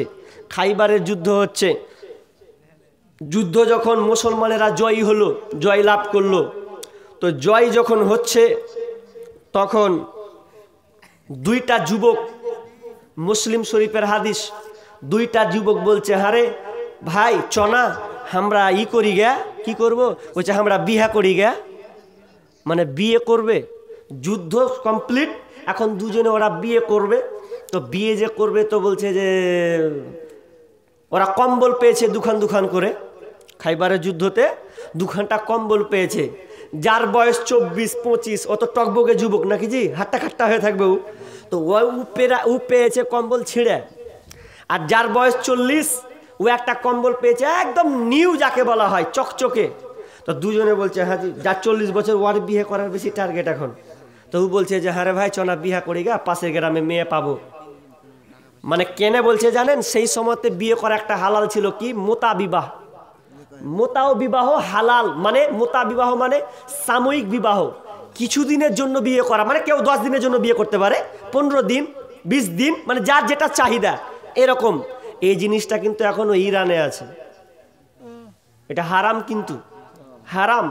তো ওরা দুজনে বলছে চ বিয়ে করি গা। তো বিয়ে যখন করতে যেছে, তো বিয়ে করতে যে এবার বলছে চৌমুখ জায়গাটা, ওই পাড়াটা। এবার যখন যাচ্ছে আনসারি ওই ঢুকছে, ওই দিকে ঢুকে তখন আওয়াজ দিচ্ছেন যে বাড়িতে আছো জি। একটা মেয়ে, সুন্দরী মেয়ে, এত সুন্দর মেয়ে, চেহারা দেখতে সুন্দর। ও দরজা খুলছে, দরজা খুলে বলছে কি আছে? বলছে আমরা বিয়ে করার লেগে এসছি, বুঝলা। ও তোমরা বিয়ে করবে কয়জনা? বলছে আমরা দুজনেই বিয়ে করব। তোমরা দুজনেই বিয়ে করবা? বলছে হ্যাঁ। বলছে বিয়ে তো দুজনাকে করা যাবে না, করলে একজনাকে করতে হবে। তা আমার তো আছে বিয়ে করার ইচ্ছা। তো বলছে কি দিবা? তো বলছে কি আর দিব, একটা চাদর পেয়েছি গিফট, খাইবারের জুতো থেকে, এটাই দিব। আর কি দিব? যার 25 বয়স ওকে কইছে হ্যাঁ হ্যাঁ চাচা, আরে ভাই তো কম্বল যে তুই, তোর বয়স 40, আর যে যার যেছে, তো কম্বল যদি দিয়েই দিবি তো কি গায়ে দিবি? হে বলছে লক্ষ্য করে থাক, ওগুলা ঠান্ডা মানিয়ে নেবো। বিহার ঠান্ডা আমার যে লেগেছে ওটা আমার সহ্য হয় না, তো তুই ফের শীতের কথা কইতে আসছিস, আগে করে নিবি এটা, তারপর দেখা যাবে। তখন ও বলছে ঠিকই আহে যা, কথা খারাপ লাগে ভালো। তখন বলছে তোমরা দুজনে বিয়ে করবে? বলছে হ্যাঁ। মেয়েটা বলছে তোমাদের দুজনের মধ্যে আমি একজনকে চয়েস করব। এবার দুজনে একবার ওর দিকে তাকাচ্ছে, একবার ওর দিকে তাকাচ্ছে, কাকে যে লিবে, কাকে যে গ্রহণ করবে। যার 40 বছর ভাবছে তো আমার তো বয়স 40, মনে হয় আমাকে লিবে না। আর যার বয়স 24 মনে বলছে আমার তো ক্যাথা ছিঁড়া, মনে হয় আমাকে লিবে না। ভেজালে পড়ছে। তো একবার ওর দিকে একবার ওর দিকে তাকায়। এ করতে করতে করতে মেয়েটা এবার ভাবলো কি, মেয়েটা বলছে এই ছেলেটার বয়স হলো 24, এ হলো এর কাছে ছিঁড়া ক্যাথা আছে, থাকগা কম্বল থাকগা ছিঁড়া, কিন্তু এর শরীর হচ্ছে হাট্টা কাটা যুবক শরীর আছে, এর একদম এর আনন্দটা আলাদা, এর সঙ্গে যা টাকা হবে তার চাইতে এর চাইতে বেশি থাকলে ভালো বেশি হবে। এবার ওই মেয়েটা বলছে আমি দুজনের মধ্যে একজনকে বেছে নিলাম, যেই ছেলেটার 24 বছর। বলছে এসো আমি তোমাকে মেনে নিলাম, কম্বলটা দাও, তোমার ছিঁড়ে কম্বলটা দাও, আমার ঘরে তুমি ঢুকে যাও। কয়দিনের জন্য বিয়েটা করছো? বলছে 15 দিনের জন্য আমি তোমাকে বিয়ে করলাম, ঘরে ঢুকে যাও, 15 দিনের জন্য হলো তুমি আমার স্বামী। যার 40 বছর খালি মাথা চুলকেছে, আমি যে বাদ কি করব? ও বলছে ভাই রে তুই যা, পরে ওদিকে দেখা যা, ওদিকে দেখা পেয়ে নিবি, ওইদিকে যা ঢুঁড়ে পেয়ে নিবি। এদিকে গেলাম, 15 দিন বিয়ে হয়েছে চুক্তি হওয়ার পর এবার কিছুদিন 2-4 দিন পর এলান হয়ে গেছে, ও যারা মোতা বিবাহ করেছ রে, যারা সাময়িক বিবাহ করেছ, তোমাদের জন্য আজকের জন্য এটাকে হারাম করে দিলাম, আমি তোমাদের জন্য হারাম হারাম হারাম হারাম করে দিলাম। আর তোমরা ওদেরকে গ্রহণ করতে পাবে না, ওদেরকে তোমরা এখনই ছেড়ে চলে এসো।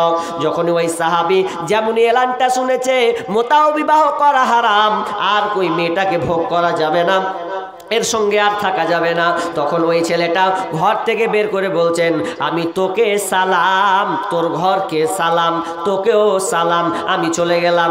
মেয়েটা বলছে স্বামী আপনি তো আমাকে 15 দিনের জন্য বিয়ে করেছেন, এ তো মাত্র গেল 4 দিন, এখনো তো 11 দিন বাকি আছে, 11 দিন তো পূর্ণ হয়নি।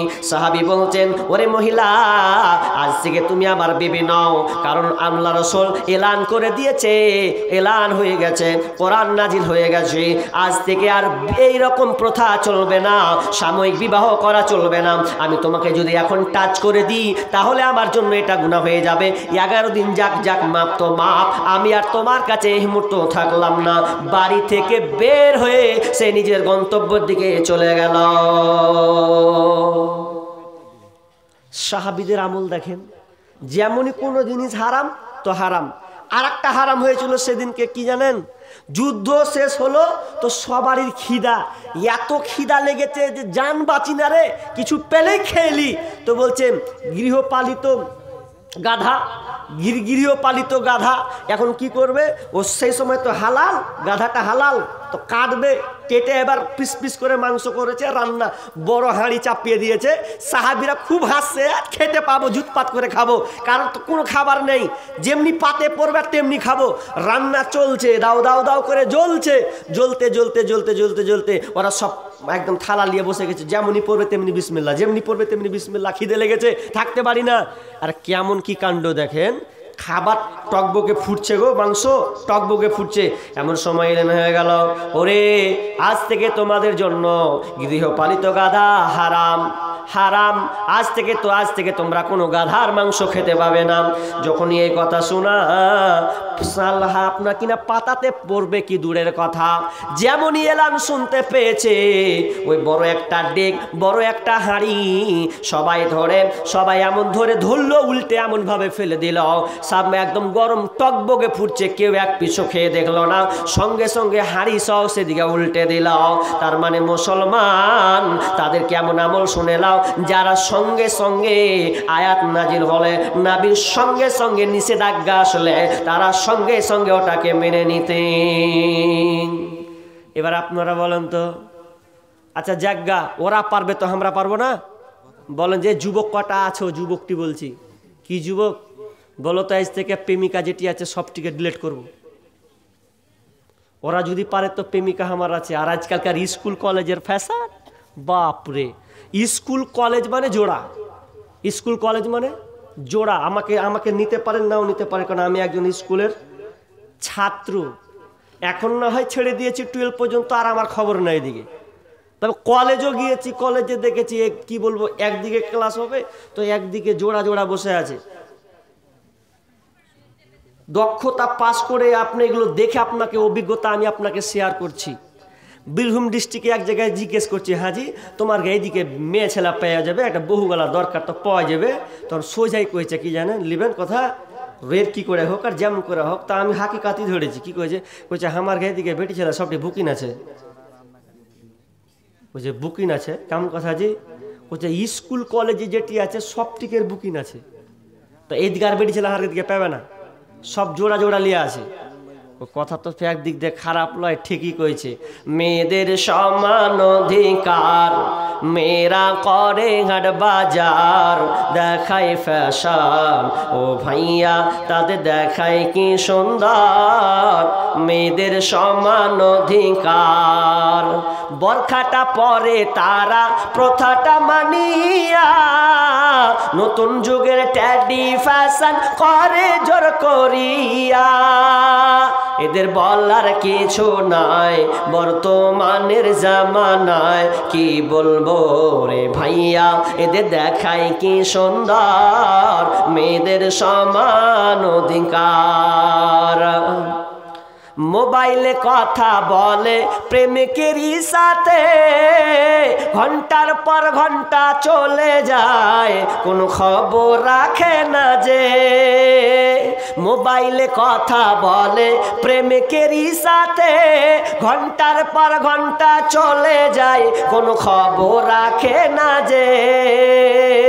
গজব দুনিয়াতে ভাই, আসতে দেরি তো আর নাই, গজব দুনিয়াতে ভাই, আসতে দেরি তো আর নাই। কি বলবো রে ভাইয়া, তাদের দেখায় কি বদকার, মেয়েদের সমান অধিকার। কলেজেতে যাই গো তারা লিখা পড়ার নামে, লিখা পড়া ছেড়ে তারা শুধু প্রেমের আলাপ করে, ওরা প্রেমের আলাপ করে। কলেজেতে যাই গো তারা লিখা পড়ার নামে, লিখা পড়া ছেড়ে তারা প্রেমের আলাপ করে, ওরা প্রেমের আলাপ করে। এদের মা বাবার বলার কিছু নাই, এদের মা বাবাদের বলার কিছু নাই, বর্তমানের জামানায়। কি বলবো রে ভাইয়া, তাদের দেখায় কি বদকার, মেয়েদের সমান অধিকার না।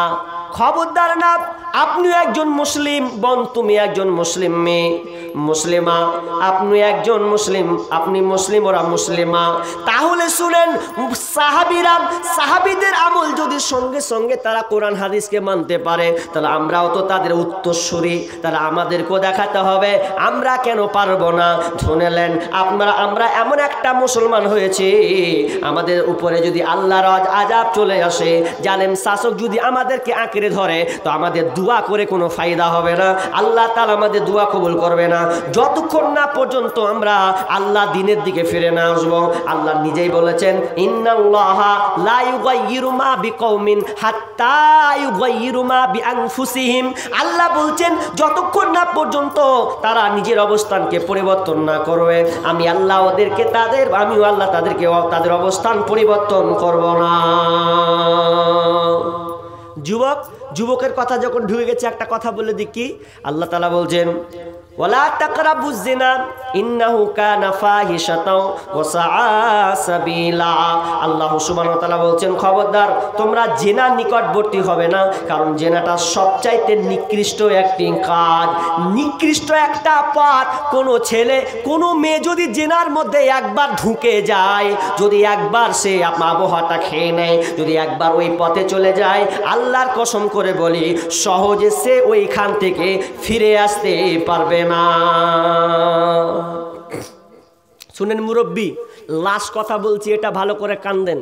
এখানে মরল সর্দার সবাই আছেন, অনেকে দায়িত্বশীল আছেন, বিচার করেন, তারাও আছেন, ভালো করে শুনেন নে। জেনাটা খুব খারাপ জিনিস, খারাপ জিনিস নয়। আপনার সমাজে জেনাটা বেড়েছে না কমেছে? বেড়েছে। যদি না বাড়ে তো আপনি কেন যাচ্ছেন পালিয়ে যাওয়া বিয়ে গেলা পড়িয়ে দিয়ে আসছেন? ওগুলা জেনা নয়।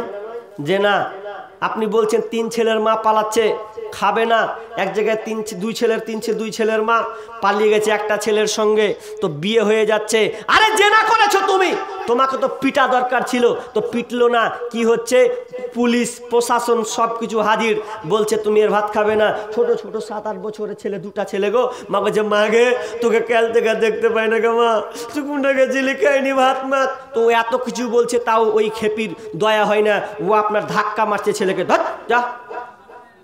এখন প্রেমিকের স্বাদ পেয়েছে, 2 ছেলের মা ছেলেটাকে দেখলো না, ওর ভাইরা তখন ওটাকে নিয়ে নিল, বাচ্চা 2টাকে দিয়ে। শেষমেশ কি হলো, যার সঙ্গে পালিয়েছে ওকে বিয়ে করলে। কারণ এটা আপনি ঠেকাতে পারবেন না। 2018 সালে পরকীয়াটাকে বৈধ করা হয়েছে, ভারত সরকার লাইসেন্স এটা দিয়েছে, অধিকার 2018 সাল থেকে চলছে। এটা কোনো মেয়ে যদি বলে আমি এর স্বামীর ভাত খাবো না, তাহলে আমি কি করি, আমি অন্যজনের মুখের ভাত খাবো, যাও তোমার জন্য অফার আছে। সরকার খুব ভালো কাজ করেছে। এ হচ্ছে অবস্থা। অথচ জেনাগুলো কিভাবে 6 লাভ চলছে। একটা বুখারীর হাদিস আছে, আপনাকে ভালো করে বলছি, বুখারীর হাদিস। ওই বুখারীর হাদিসে একটা ঘটনা আছে, আমার বিন মাইমুন তিনি নিজে বর্ণনা করছেন। কি বলছেন জানেন? বলছে, আমি ছাগল চড়াতে গেছি অনেক উঁচাতে, ছাগল চড়াতে আমি দেখলাম বানরের দল, হুল্লু যাকে বলা, আমরা হুল্লু বলি, বানর, ওই হুলমান বানরের দল, তারা একটা গোষ্ঠী, একটা দল তারা আছে। ওই বানররা একটা স্বামী স্ত্রী বানর 2 জনে ঘুমিয়ে আছে, স্বামী স্ত্রী বানর 2 জনে পাশাপাশি ঘুমিয়ে আছে। এমন সময় একটা মেয়ে বানর একদিকে শুয়ে আছে, আর একটা অপর কোনো একটা হনুমান এসে, ছেলে হনুমান বা আপনার কিনা বানর এসে ওই মেয়েটার পাশে গিয়ে শুয়ে গিয়ে, তো মেয়েটার সঙ্গে ওই আপনার কিনা মেয়ে বানরের সঙ্গে একটা আলাদা স্বামী নয়, একটা বানর এসে মেয়েটার ওই আপনার কিনা বানরের সঙ্গে খারাপ আচরণ শুরু করে দিল। তার মানে তারা সঙ্গে খারাপ আপনার আচরণ, মানে তারা 2 জনে একটা মিলন হয়ে গেছে। স্বামী তার ঘুমিয়ে আসে। এমন সময় আমার বোন বলছেন, আমি সব কিছু দৃশ্য যেন আমি দেখতে পাচ্ছি। এমন সময় কি দেখলাম, হঠাৎ করে যখন ওই বানরটার ঘুম ভেঙেছে, স্ত্রী বানর তারা যে কেমন কি একটুতে বুঝে লিছে। যখন ওই মেয়ে বানরটা যখন স্বামীর কাছে আসছে, তখন ওই মেয়ে বানরটা একটুতে ছেলে বানরটার সঙ্গে বুঝে নিল কেমন একটা গন্ধ যেন আসছে। তখন চিৎকার চিচিমিচি শুরু করে দিয়েছে।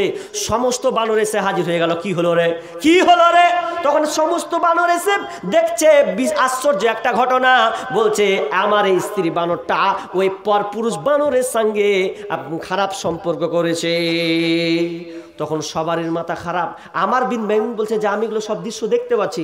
তো দেখতে দেখতে এক পর্যায়ে দেখলাম যেই ছেলে বানর আর ওই মেয়ে বানর দুইজনকে একটা একটা খারাপ ফাঁকা জায়গায় নিয়ে গেল। নিয়ে যাওয়ার পর সবাই পাথর নিল, পাথর, বুখারীর হাদিস বন্ধুরে, পাথরটা নিয়ে সবাই মেয়েটাকে ছেলেটাকে দুজনকে মারছে। মারতে মারতে মারতে দুজনকে তারা মেরে মেরে মেরে মেরে রজম করে দিল। আমার বিন মাইমুন নিজে বলছেন আমি দৃশ্য দেখে আমিও নিজে থামতে পারলাম না, আমিও একটা পাথর নিলাম আর ওই পাথরটা নিয়ে আমি ওই বানর দুজনকে আমি মারতে লাগলাম। পশুরাও বুঝে যে জেনা করলে তো রজম করতে হবে তাকে।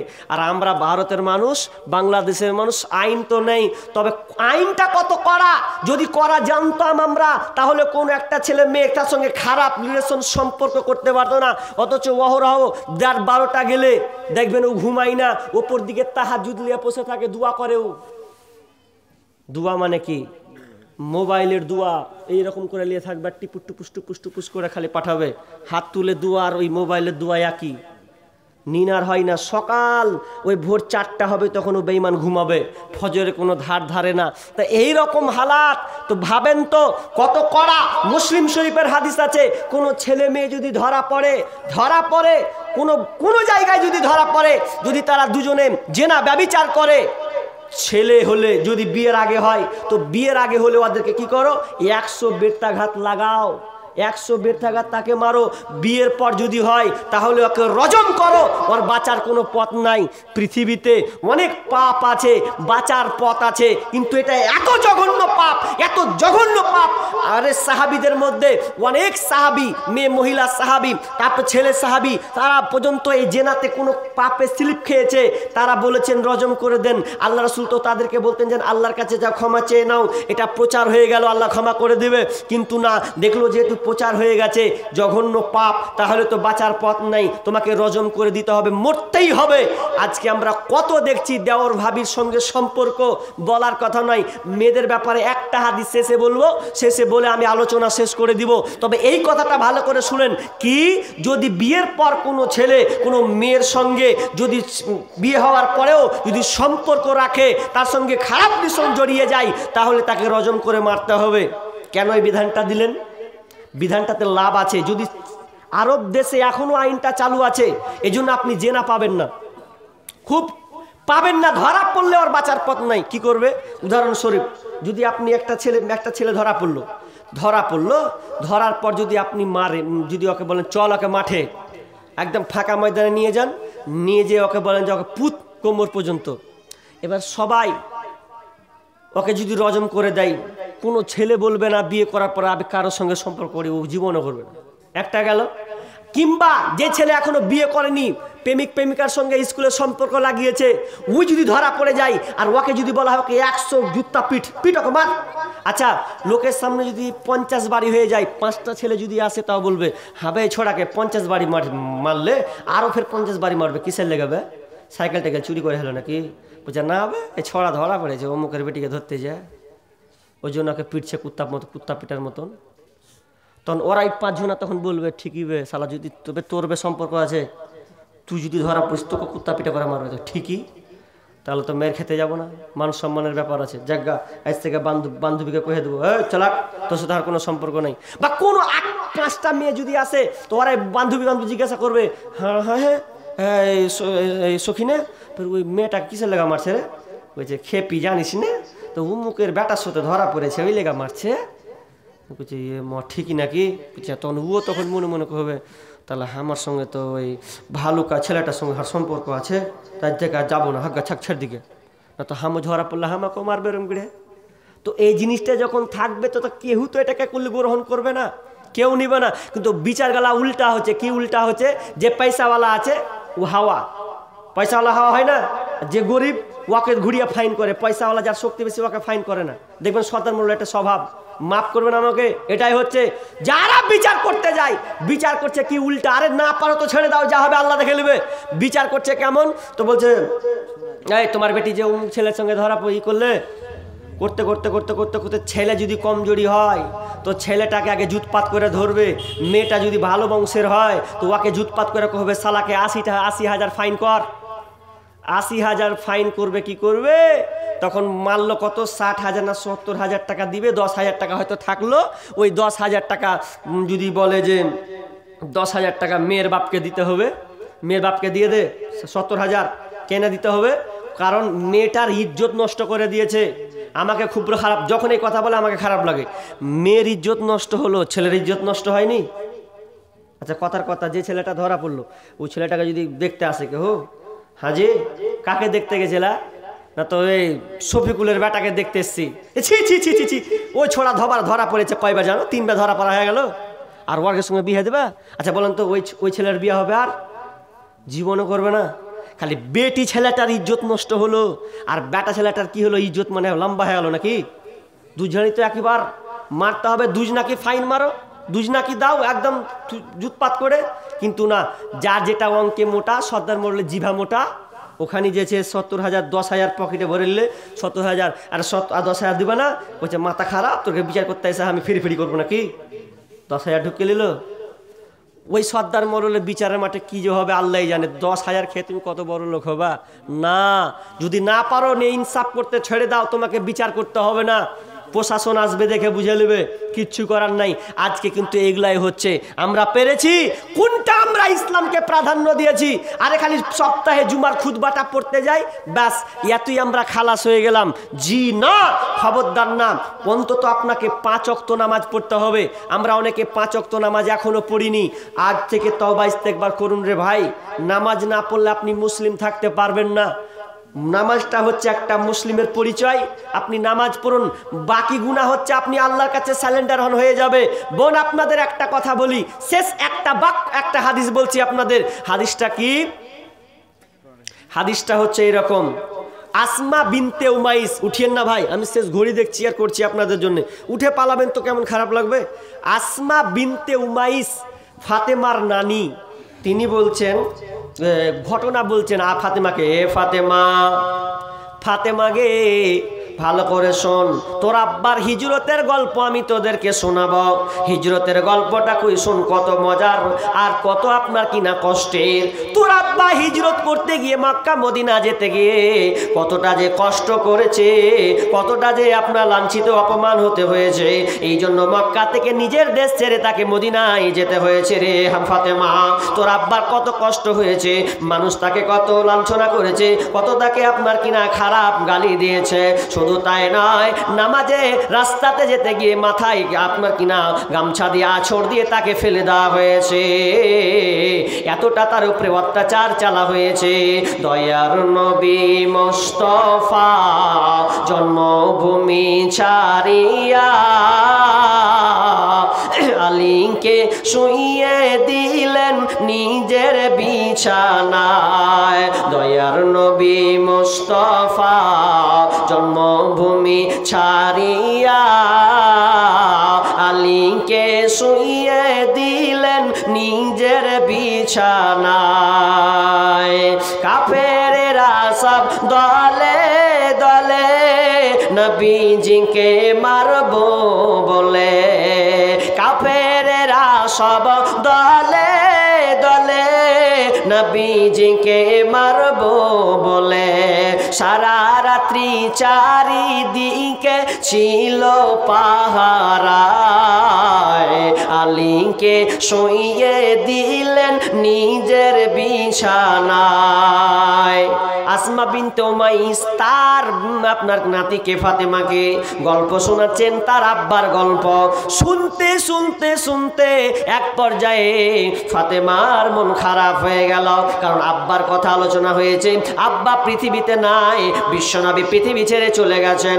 ফাতেমার আব্বার কথা মনে পড়েছে, এমন সময় মনটা তার অন্যদিকে চলে গেছে, মনটা তার ভারাক্রান্ত মন হয়ে গেছে।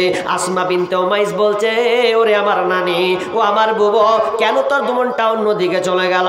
আমি তো তোমাকে তোমার আব্বার হিজরতের গল্প শোনাচ্ছি। এবার ফাতেমা বলছে, ও নানি আমার আর আমাকে ভালো লাগে না। আপনি আমাকে আব্বার কথা শোনালেন। আব্বা যেদিনকে মারা যায় সেদিনকে আমি কান্না করেছিলাম। আমার আব্বা আমাকে অনেক কথা বলেছে, তার মধ্যে এটা একটা কথা বলেছিল, ফাতেমা রে আয় আয় আয় আমার কানের কাছে আয়। আমি কানের কাছে গিয়ে আমার আব্বা আমাকে বলেছিল, ফাতেমা কান্না তুই আর করিস না, আমার 6 মাস পরে তুই মারা যাবি, 6 মাস পরে তোর মওত হবে, তুই দুনিয়া ছেড়ে দিবি, তাড়াতাড়ি তোর সঙ্গে আবার মোলাকাত হবে মরার জগৎ কবরের জগতে। তো তুই এক কাজ কর, আর কান্না করিস না, নিজেকে ধৈর্য ধারণ কর। আমি চুপ, কান্নাকে বন্ধ করে দিলাম। নানি রে নানি আর ভাল লাগে না। আব্বা আমাকে 6 মাসের কথা বলেছে, সময় খুব কাছে এসেছে, আমি হাতে গোনা কটা দিন আছে, তো এই কটা দিনে আমাকে আর ভালো লাগে না। নানি রে যেদিন আমি মারা যাব আমি আজকে বেঁচে আছি, তার মানে আমি কত পর্দার মধ্যে আছি, আমি নিজেকে কতটা কন্ট্রোল রাখতে পেরেছি, তার মানে আমি নিজের আমার শরীরকে আমি ঢেকে রেখেছি। আমার এই শরীরটা আমার স্বামী ছাড়া আমি কাউকে প্রাধান্য দিইনি, আমি কাউকে দেখাইনি, এখন পর্যন্ত কেউ জানে না ফাতেমা কত লম্বা, কতটা মোটা, ফাতেমা কালো না আপনার কিনা ফর্সা না সাদা, এটাকে আমি দেখার পর পুরুষ পর মহিলাকে আমি সুযোগ দিইনি। কিন্তু নানি রে যেদিন আমি মারা যাব ওদিনকে তো আমি লাশ, আমি তো আর নড়াচড়া করতে পারবো না, আমার হাত কাজ করবে না, পা কাজ করবে না, আমি তো নীরব একটা লাশ হয়ে যাবো গো নানি। কিন্তু আমার ভয় হচ্ছে আমি যেদিন মারা যাব আমার দেহটাকে মানুষ তো দেখতে আসবে, ফাতেমা বলে তো দেখতে আসবে, তখন তো আমাকে দেখে সবাই বুঝে নেবে ফাতেমা 3-4 ফুট লম্বা, 5 ফুট লম্বা, কি 6 ফুট লম্বা, কিংবা এত ফিট সে মোটা, দেখতে সাদা, দেখতে কালো, তখন তো বুঝে ফেলবে। এই জন্য আমার মনটা খারাপ গো নানি, আর আমাকে ভালো লাগে না। কেমন মেয়ে মরেনি গো, মরার আগে চিন্তা করছে যে আমি যে মারা যাব, তো এখন নাই বেঁচে আছি, ওনার মাথার কাপড়টা একটু সরলে এরম করে দিয়ে আবার ঢেকে দিব, এটা আমার হাত কাজ করছে, তো যেদিনকে মারা যাব সেদিন তো সবাই, আমি নিজেকে ঢাকতে পারবো না, সব যখন দেখতে আসবে তো সবাই তো আমাকে বুঝে নেবে আমি কেমন তার চিন্তাধারা গো। আর আমাদের বর্তমানের বেটি ছেলেগুলাকে দেখেন, জালসাতে মেয়েগুলো এসেছে কত সেজে সুজে এসেছিল, কতজনাদের দেখে পরপুরুষে দেখেছে আল্লাহ জানে, মাথার চুল উদাম করে, ঠোঁটে লিপস্টিক লাগিয়ে, আর কি এন্টিমেন্টি করে, আর কত রকমের পোশাক পরে যে ও রাস্তাতে গিয়েছে আল্লাহই জানে, কোনো ভয় নেই ওর। আর ফাতেমাকে দেখেন তো নিজের লাশের কথা ভাবছেন যে আমার লাশটা বেপর্দা হয়ে যাবে কিনা, এই জন্য তার মন খারাপ। আর আমাদের বর্তমানে বেটি ছেলে আওয়ারা ঘুরছে, ওর পিঠ ফাঁকা, ওর বুক ফাঁকা, আর ওর আপনার কিনা হাফ প্যান্ট পরা আর হ্যান্ড পরা, সব দিক বোঝা যাচ্ছে, একটু লাজ শরম নেই। ও আবার উত্তরসূরি হলো, ভাবতে পারেন। তখন আসমা বিনতে উমাইস তার নানিকে বলছেন, বুবু থাম থাম থাম, টেনশন করিস না। কেন গো নানি, চুপ থাক, তোকে আর এত চিন্তা করতে হবে না, আমি কথা দিচ্ছি রে নানি, এ ফাতেমা আমি তোকে কথা দিচ্ছি, তুই যেদিন মারা যাবি আল্লাহ হয়তো আমাকে বেঁচে রাখবেন, আল্লাহ জিনিসটা কবুল করক, তুই যেদিন মারা যাবি সেদিনকে আমি দায়িত্ব নিলাম, যখন তুই লাশ হয়ে যাবি কিছুই করতে পারবে না, আমি তোকে সুন্দর করে 4টা গম্বুজ দেব, 4 জায়গায় আমি ডালকে পুঁতে দেব, বড় করে একটা চাদর দিব, কাউরির ক্ষমতা নাই, তুই কতটা লম্বা তোর মুখ তো দেখা দূরের কথা রে, তোকে আমি এতটা লম্বা ভাবে রেখে চওড়া ভাবে দিব, কেউ এসে তোকে টের পাবে না ফাতেমা লম্বা না ফাতেমা মোটা, ফাতেমা সাদা না কালো, এটা কেউ দেখার কোনো সুযোগ রাখবে না। ওরে ফাতেমা তুই টেনশন মুক্ত থাক। যেমনই সঙ্গে সঙ্গে শোনা ফাতেমা সঙ্গে সঙ্গে বুবুকে বললেন, ও আমার বুবু রে, আল্লাহ যেন তোমাকে হেফাজতে রাখে।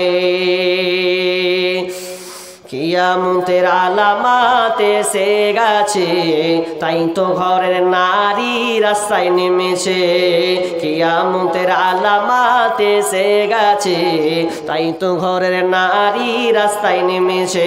ওরে মাছ বাজারে কথা বলে মাছওয়ালার সাথে, স্বামী তাহার দাঁড়িয়ে আছে ব্যাংকটা নিয়ে হাতে, আর স্বামী নিলেন মাছটা টেনে স্ত্রী দেয় টাকা গুনে, স্বামী স্ত্রীর যেন সেবক হয়েছে, কিয়ামতের আলামত এসে গেছে, তাই তো ঘরের নারী রাস্তায় নেমেছে।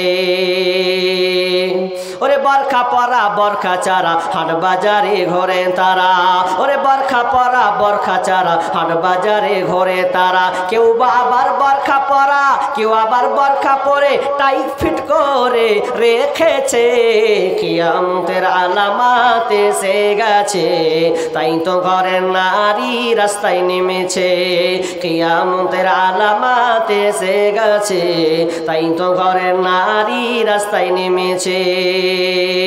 ওরে হাট বাজারে মার্কেটে যান দেখবে শুধু নারী, কেউ বা আবার সেজে কুজে করছে দোকানদারি, বেটি ছেলেও দোকানদারি এখন।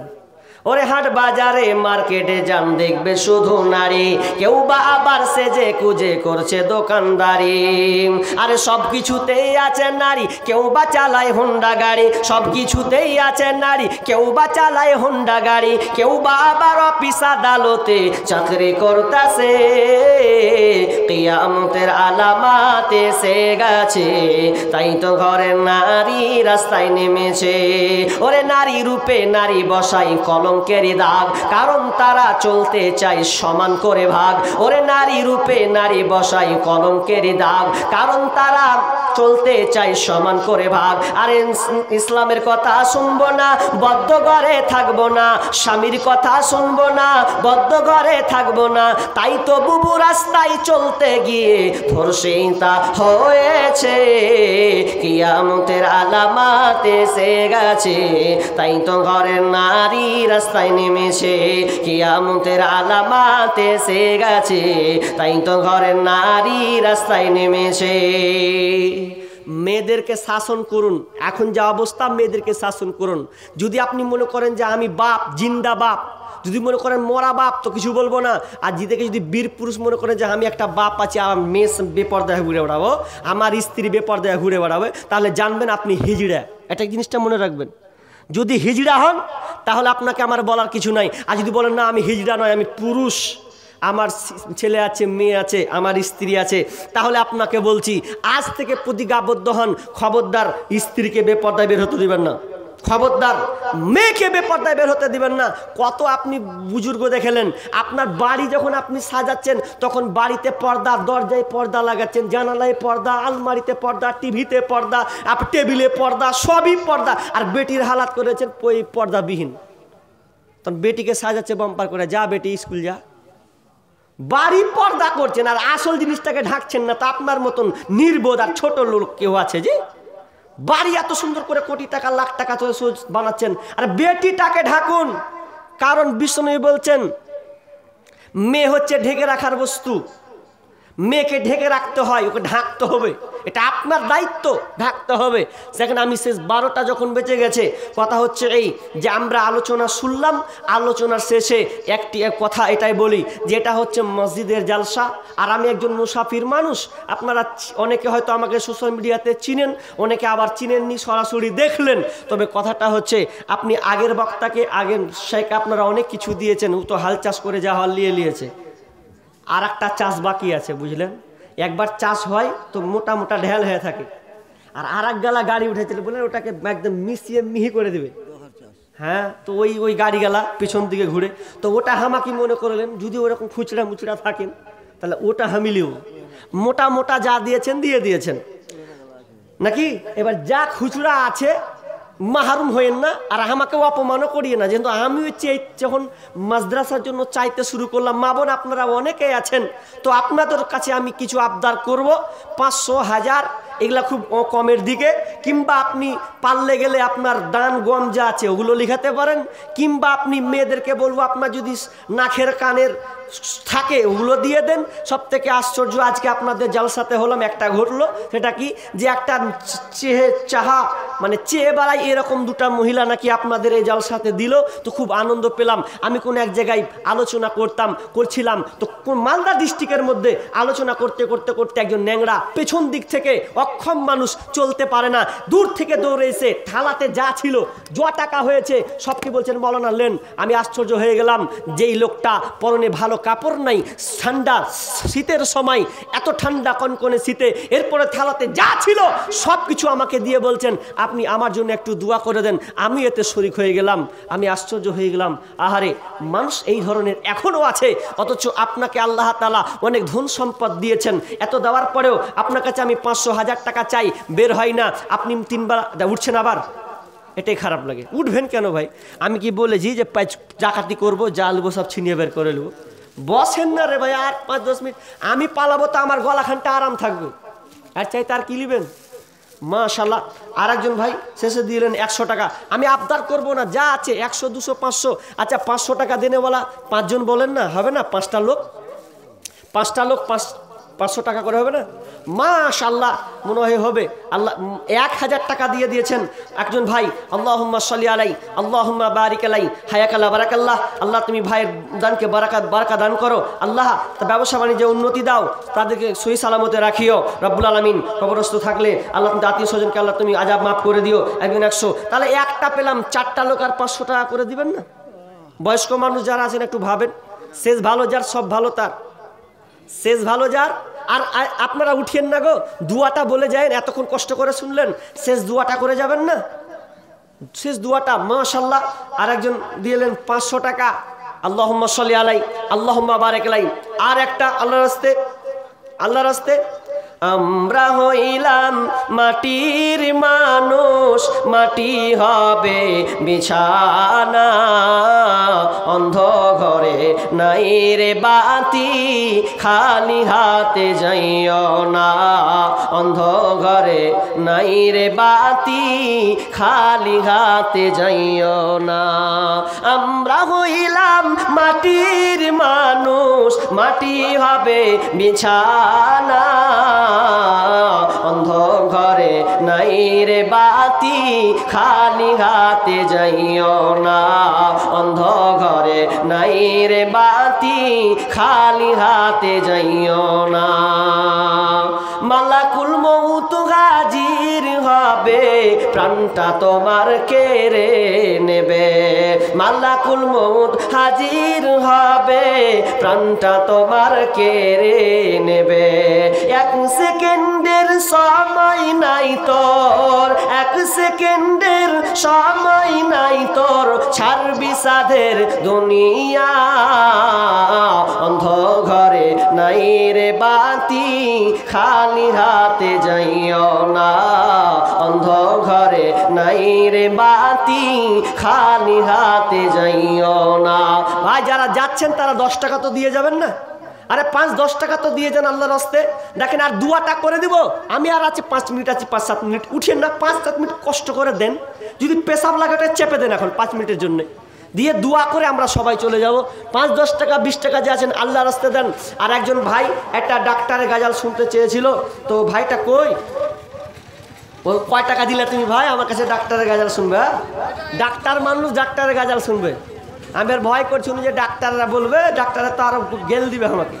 হ্যাঁ জি, ডাক্তার মানুষ শুনতে চেয়েছে ডাক্তারের গজলটা, তো 5-10-20 টাকা 100 টাকা যা চালাচ্ছে। মা বোন আপনারা যদি কেউ দিতে চান, তা আমার একটা শেষ আবদার রাখবো, আপনারা তো আগের বক্তাকে অনেক দিয়েছেন, আপনারা যায়েন না শেষ 5টা মিনিট, আপনাদের কাছে 5-10 টাকা যা আছে, যদি ওখানে একটা আপনাদের আঁচল বা রুমাল থাকে, তো রুমালটা দিয়ে সবাই 5-10 টাকা দিয়ে একবার শরীক হন, যা আছে আপনাদের এই 5 টাকাটা শেষবারে আপনাদের কাছে চাইছি, আল্লাহর রাস্তায় দিয়ে যান, কেউ মাহরুম হবেন না। 10-20-100 যা আছে সবাই দেন। আল্লাহ তুমি সকলের দানকে আল্লাহ তুমি কবুল করে নাও। আল্লাহুম্মা সাল্লি আলাই, আল্লাহুম্মা বারিক আলাই, আমিন সুম্মা আমিন। আগেকার ডাক্তারেরা ছিল না এত চিটার, হইলে জ্বর জারি লাগাইতো থার্মোমিটার। আগেকার ডাক্তারেরা ছিল না এত চিটার, হইলে জ্বর জারি লাগাইতো থার্মোমিটার। আমরা একটা নতুন জুম্মা মসজিদ করছি, রবিবার দিন জালসাতে দোয়া করে নিজের জানের মসজিদটা করতে। আচ্ছা আচ্ছা, বুঝতে পারলাম না। একটা নতুন জুম্মা মসজিদ তৈরি করছি। আচ্ছা আচ্ছা আচ্ছা, রোববারের দিন জালসা আছে, দোয়া করিবেন যেন মসজিদটা করতে পারি। আচ্ছা ইনশাআল্লাহ ইনশাআল্লাহ। আল্লাহ তুমি হায়কাল্লাহ বারাকাল্লাহ, আল্লাহ তুমি তাদেরকে এই কাজটা করার তৌফিক দাও রব্বুল আলামিন, তাদের টার্গেটকে আশা পূর্ণ করে দাও, আমিন সুম্মা আমিন। আগেকার ডাক্তারেরা ছিল না এত চিটার, হইলে জ্বর জারি লাগাইতো থার্মোমিটার, বগলে চেপে ধরে 1-1.5 মিনিট পরে, বগলে চেপে ধরে 1-1.5 মিনিট পরে ঝাড়া মেরে বলতো 104। আগের সেই দিন কি ফিরে পাবো আর আমরা, আগের সেই দিন কি ফিরে পাবো আর। প্যারাসিটামল একটার চারানা, ওষুধ দিয়ে বলতো বেশি খাবা না, প্যারাসিটামল একটার চারানা, ওষুধ দিয়ে বলতো বেশি খাবা না। জ্বর একটু বেশি হলে কট্রিম দিয়ে দিলে, জ্বর একটু বেশি হলে কট্রিম দিয়ে দিলে ভালো হয়ে যেত 1-2 দিন পর, জ্বর ভালো হয়ে যেত 1-2 দিন পর। আগের সেই দিন কি ফিরে পাবো আর আমরা, আগের সেই দিন কি ফিরে পাবো আর। হাতুড়ের ডাক্তারদের ছিল হাত যশ, রুগী এলে বলতো আমার পাশে বস। হাতুড়ের ডাক্তারদের ছিল হাত যশ, রুগী এলে বলতো আমার পাশে বস। দেখি তো চোখের পাতা বলি তো রোগের কথা, উল্টা তো চোখের পাতা বলি তো রোগের কথা। ফিস দেওয়া লাগতো না, ছিল না চেম্বার তাদের, ফিস দেওয়া লাগতো না, ছিল না চেম্বার। আগের সেই দিন কি ফিরে পাবো আর আমরা, আগের সেই দিন কি ফিরে পাবো আর। আগের সেই দিন কি ফিরে পাবো আর আমরা, আগের সেই দিন কি ফিরে পাবো আর। বর্তমান দেশে এখন ডিজিটাল কারবার, পেটে বাচ্চা এলে চেকআপ বারবার। বর্তমান দেশে এখন ডিজিটাল কারবার, পেটে বাচ্চা এলে চেকআপ বারবার। লাগাইয়া সেলাইন বলে বাচ্চা বেলাইন, লাগাইয়া সেলাইন বলে বাচ্চা বেলাইন। এখনই করতে হবে সিজার রুগী, এখনই করতে হবে সিজার। আগের সেদিন কি ফিরে পাবো আর আমরা, আগের সেদিন কি ফিরে পাবো আর। কবি ভেবে বলে কি হবে দোষ দিয়ে, এ দেহ নষ্ট হয়েছে ভেজাল খেয়ে খেয়ে। কবি ভেবে বলে কি হবে দোষ দিয়ে, এ দেহ নষ্ট হয়েছে ভেজাল খেয়ে খেয়ে। ভেজালের কারবার হতেছে বারবার, ভেজালের কারবার হতেছে বারবার। বড় লোক হয়ে গেল পাশ করা ডাক্তার, এখন বড় লোক হয়ে গেল পাশ করা ডাক্তার। আগের সেই দিন কি ফিরে পাবো আর আমরা, আগের সেই দিন কি ফিরে পাবো আর। আগের সেই দিন কি ফিরে পাবো আর আমরা, আগের সেই দিন কি ফিরে পাবো আর। আগেকার ডাক্তারেরা ছিল না এত চিটার, হইলে জ্বর জারি লাগাইতো থার্মোমিটার।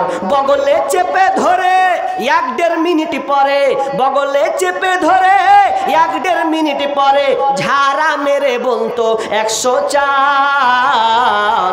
আগের সেই দিন কি ফিরে পাবো আর আমরা, আগের সেই দিন কি ফিরে পাবো আর। আগের সেই দিন কি ফিরে পাবো আর আমরা, আগের সেই দিন কি ফিরে পাবো আর। মাশাআল্লাহ, যা দান হয়েছে আল্লাহ তুমি দানকে আল্লাহ তুমি কবুল করে নাও রব্বুল আলামিন। যারা মাগরিব বাদ থেকে নিয়ে এই শেষ পর্যন্ত যা দান দিয়েছে আল্লাহ তুমি সকলের দানকে কবুল করে নাও। ভাই আরেকজন 1000 টাকা দিয়েছেন, আল্লাহ তুমি ভাই দানকে কবুল করে নাও। আমরা শেষে একটি ছোট্ট করে দোয়া বলে আমরা আজকে এখান থেকে সমাপ্তি টানছি। সবাই আমরা দোয়া বলি, সুবহানাকা আল্লাহুম্মা ওয়া বিহামদিকা আশহাদু আল্লা ইলাহা ইল্লা আনতা আস্তাগফিরুকা ওয়া আতুবু ইলাইক। আল্লাহ এখান থেকে আমরা সবাই গিয়ে আমরা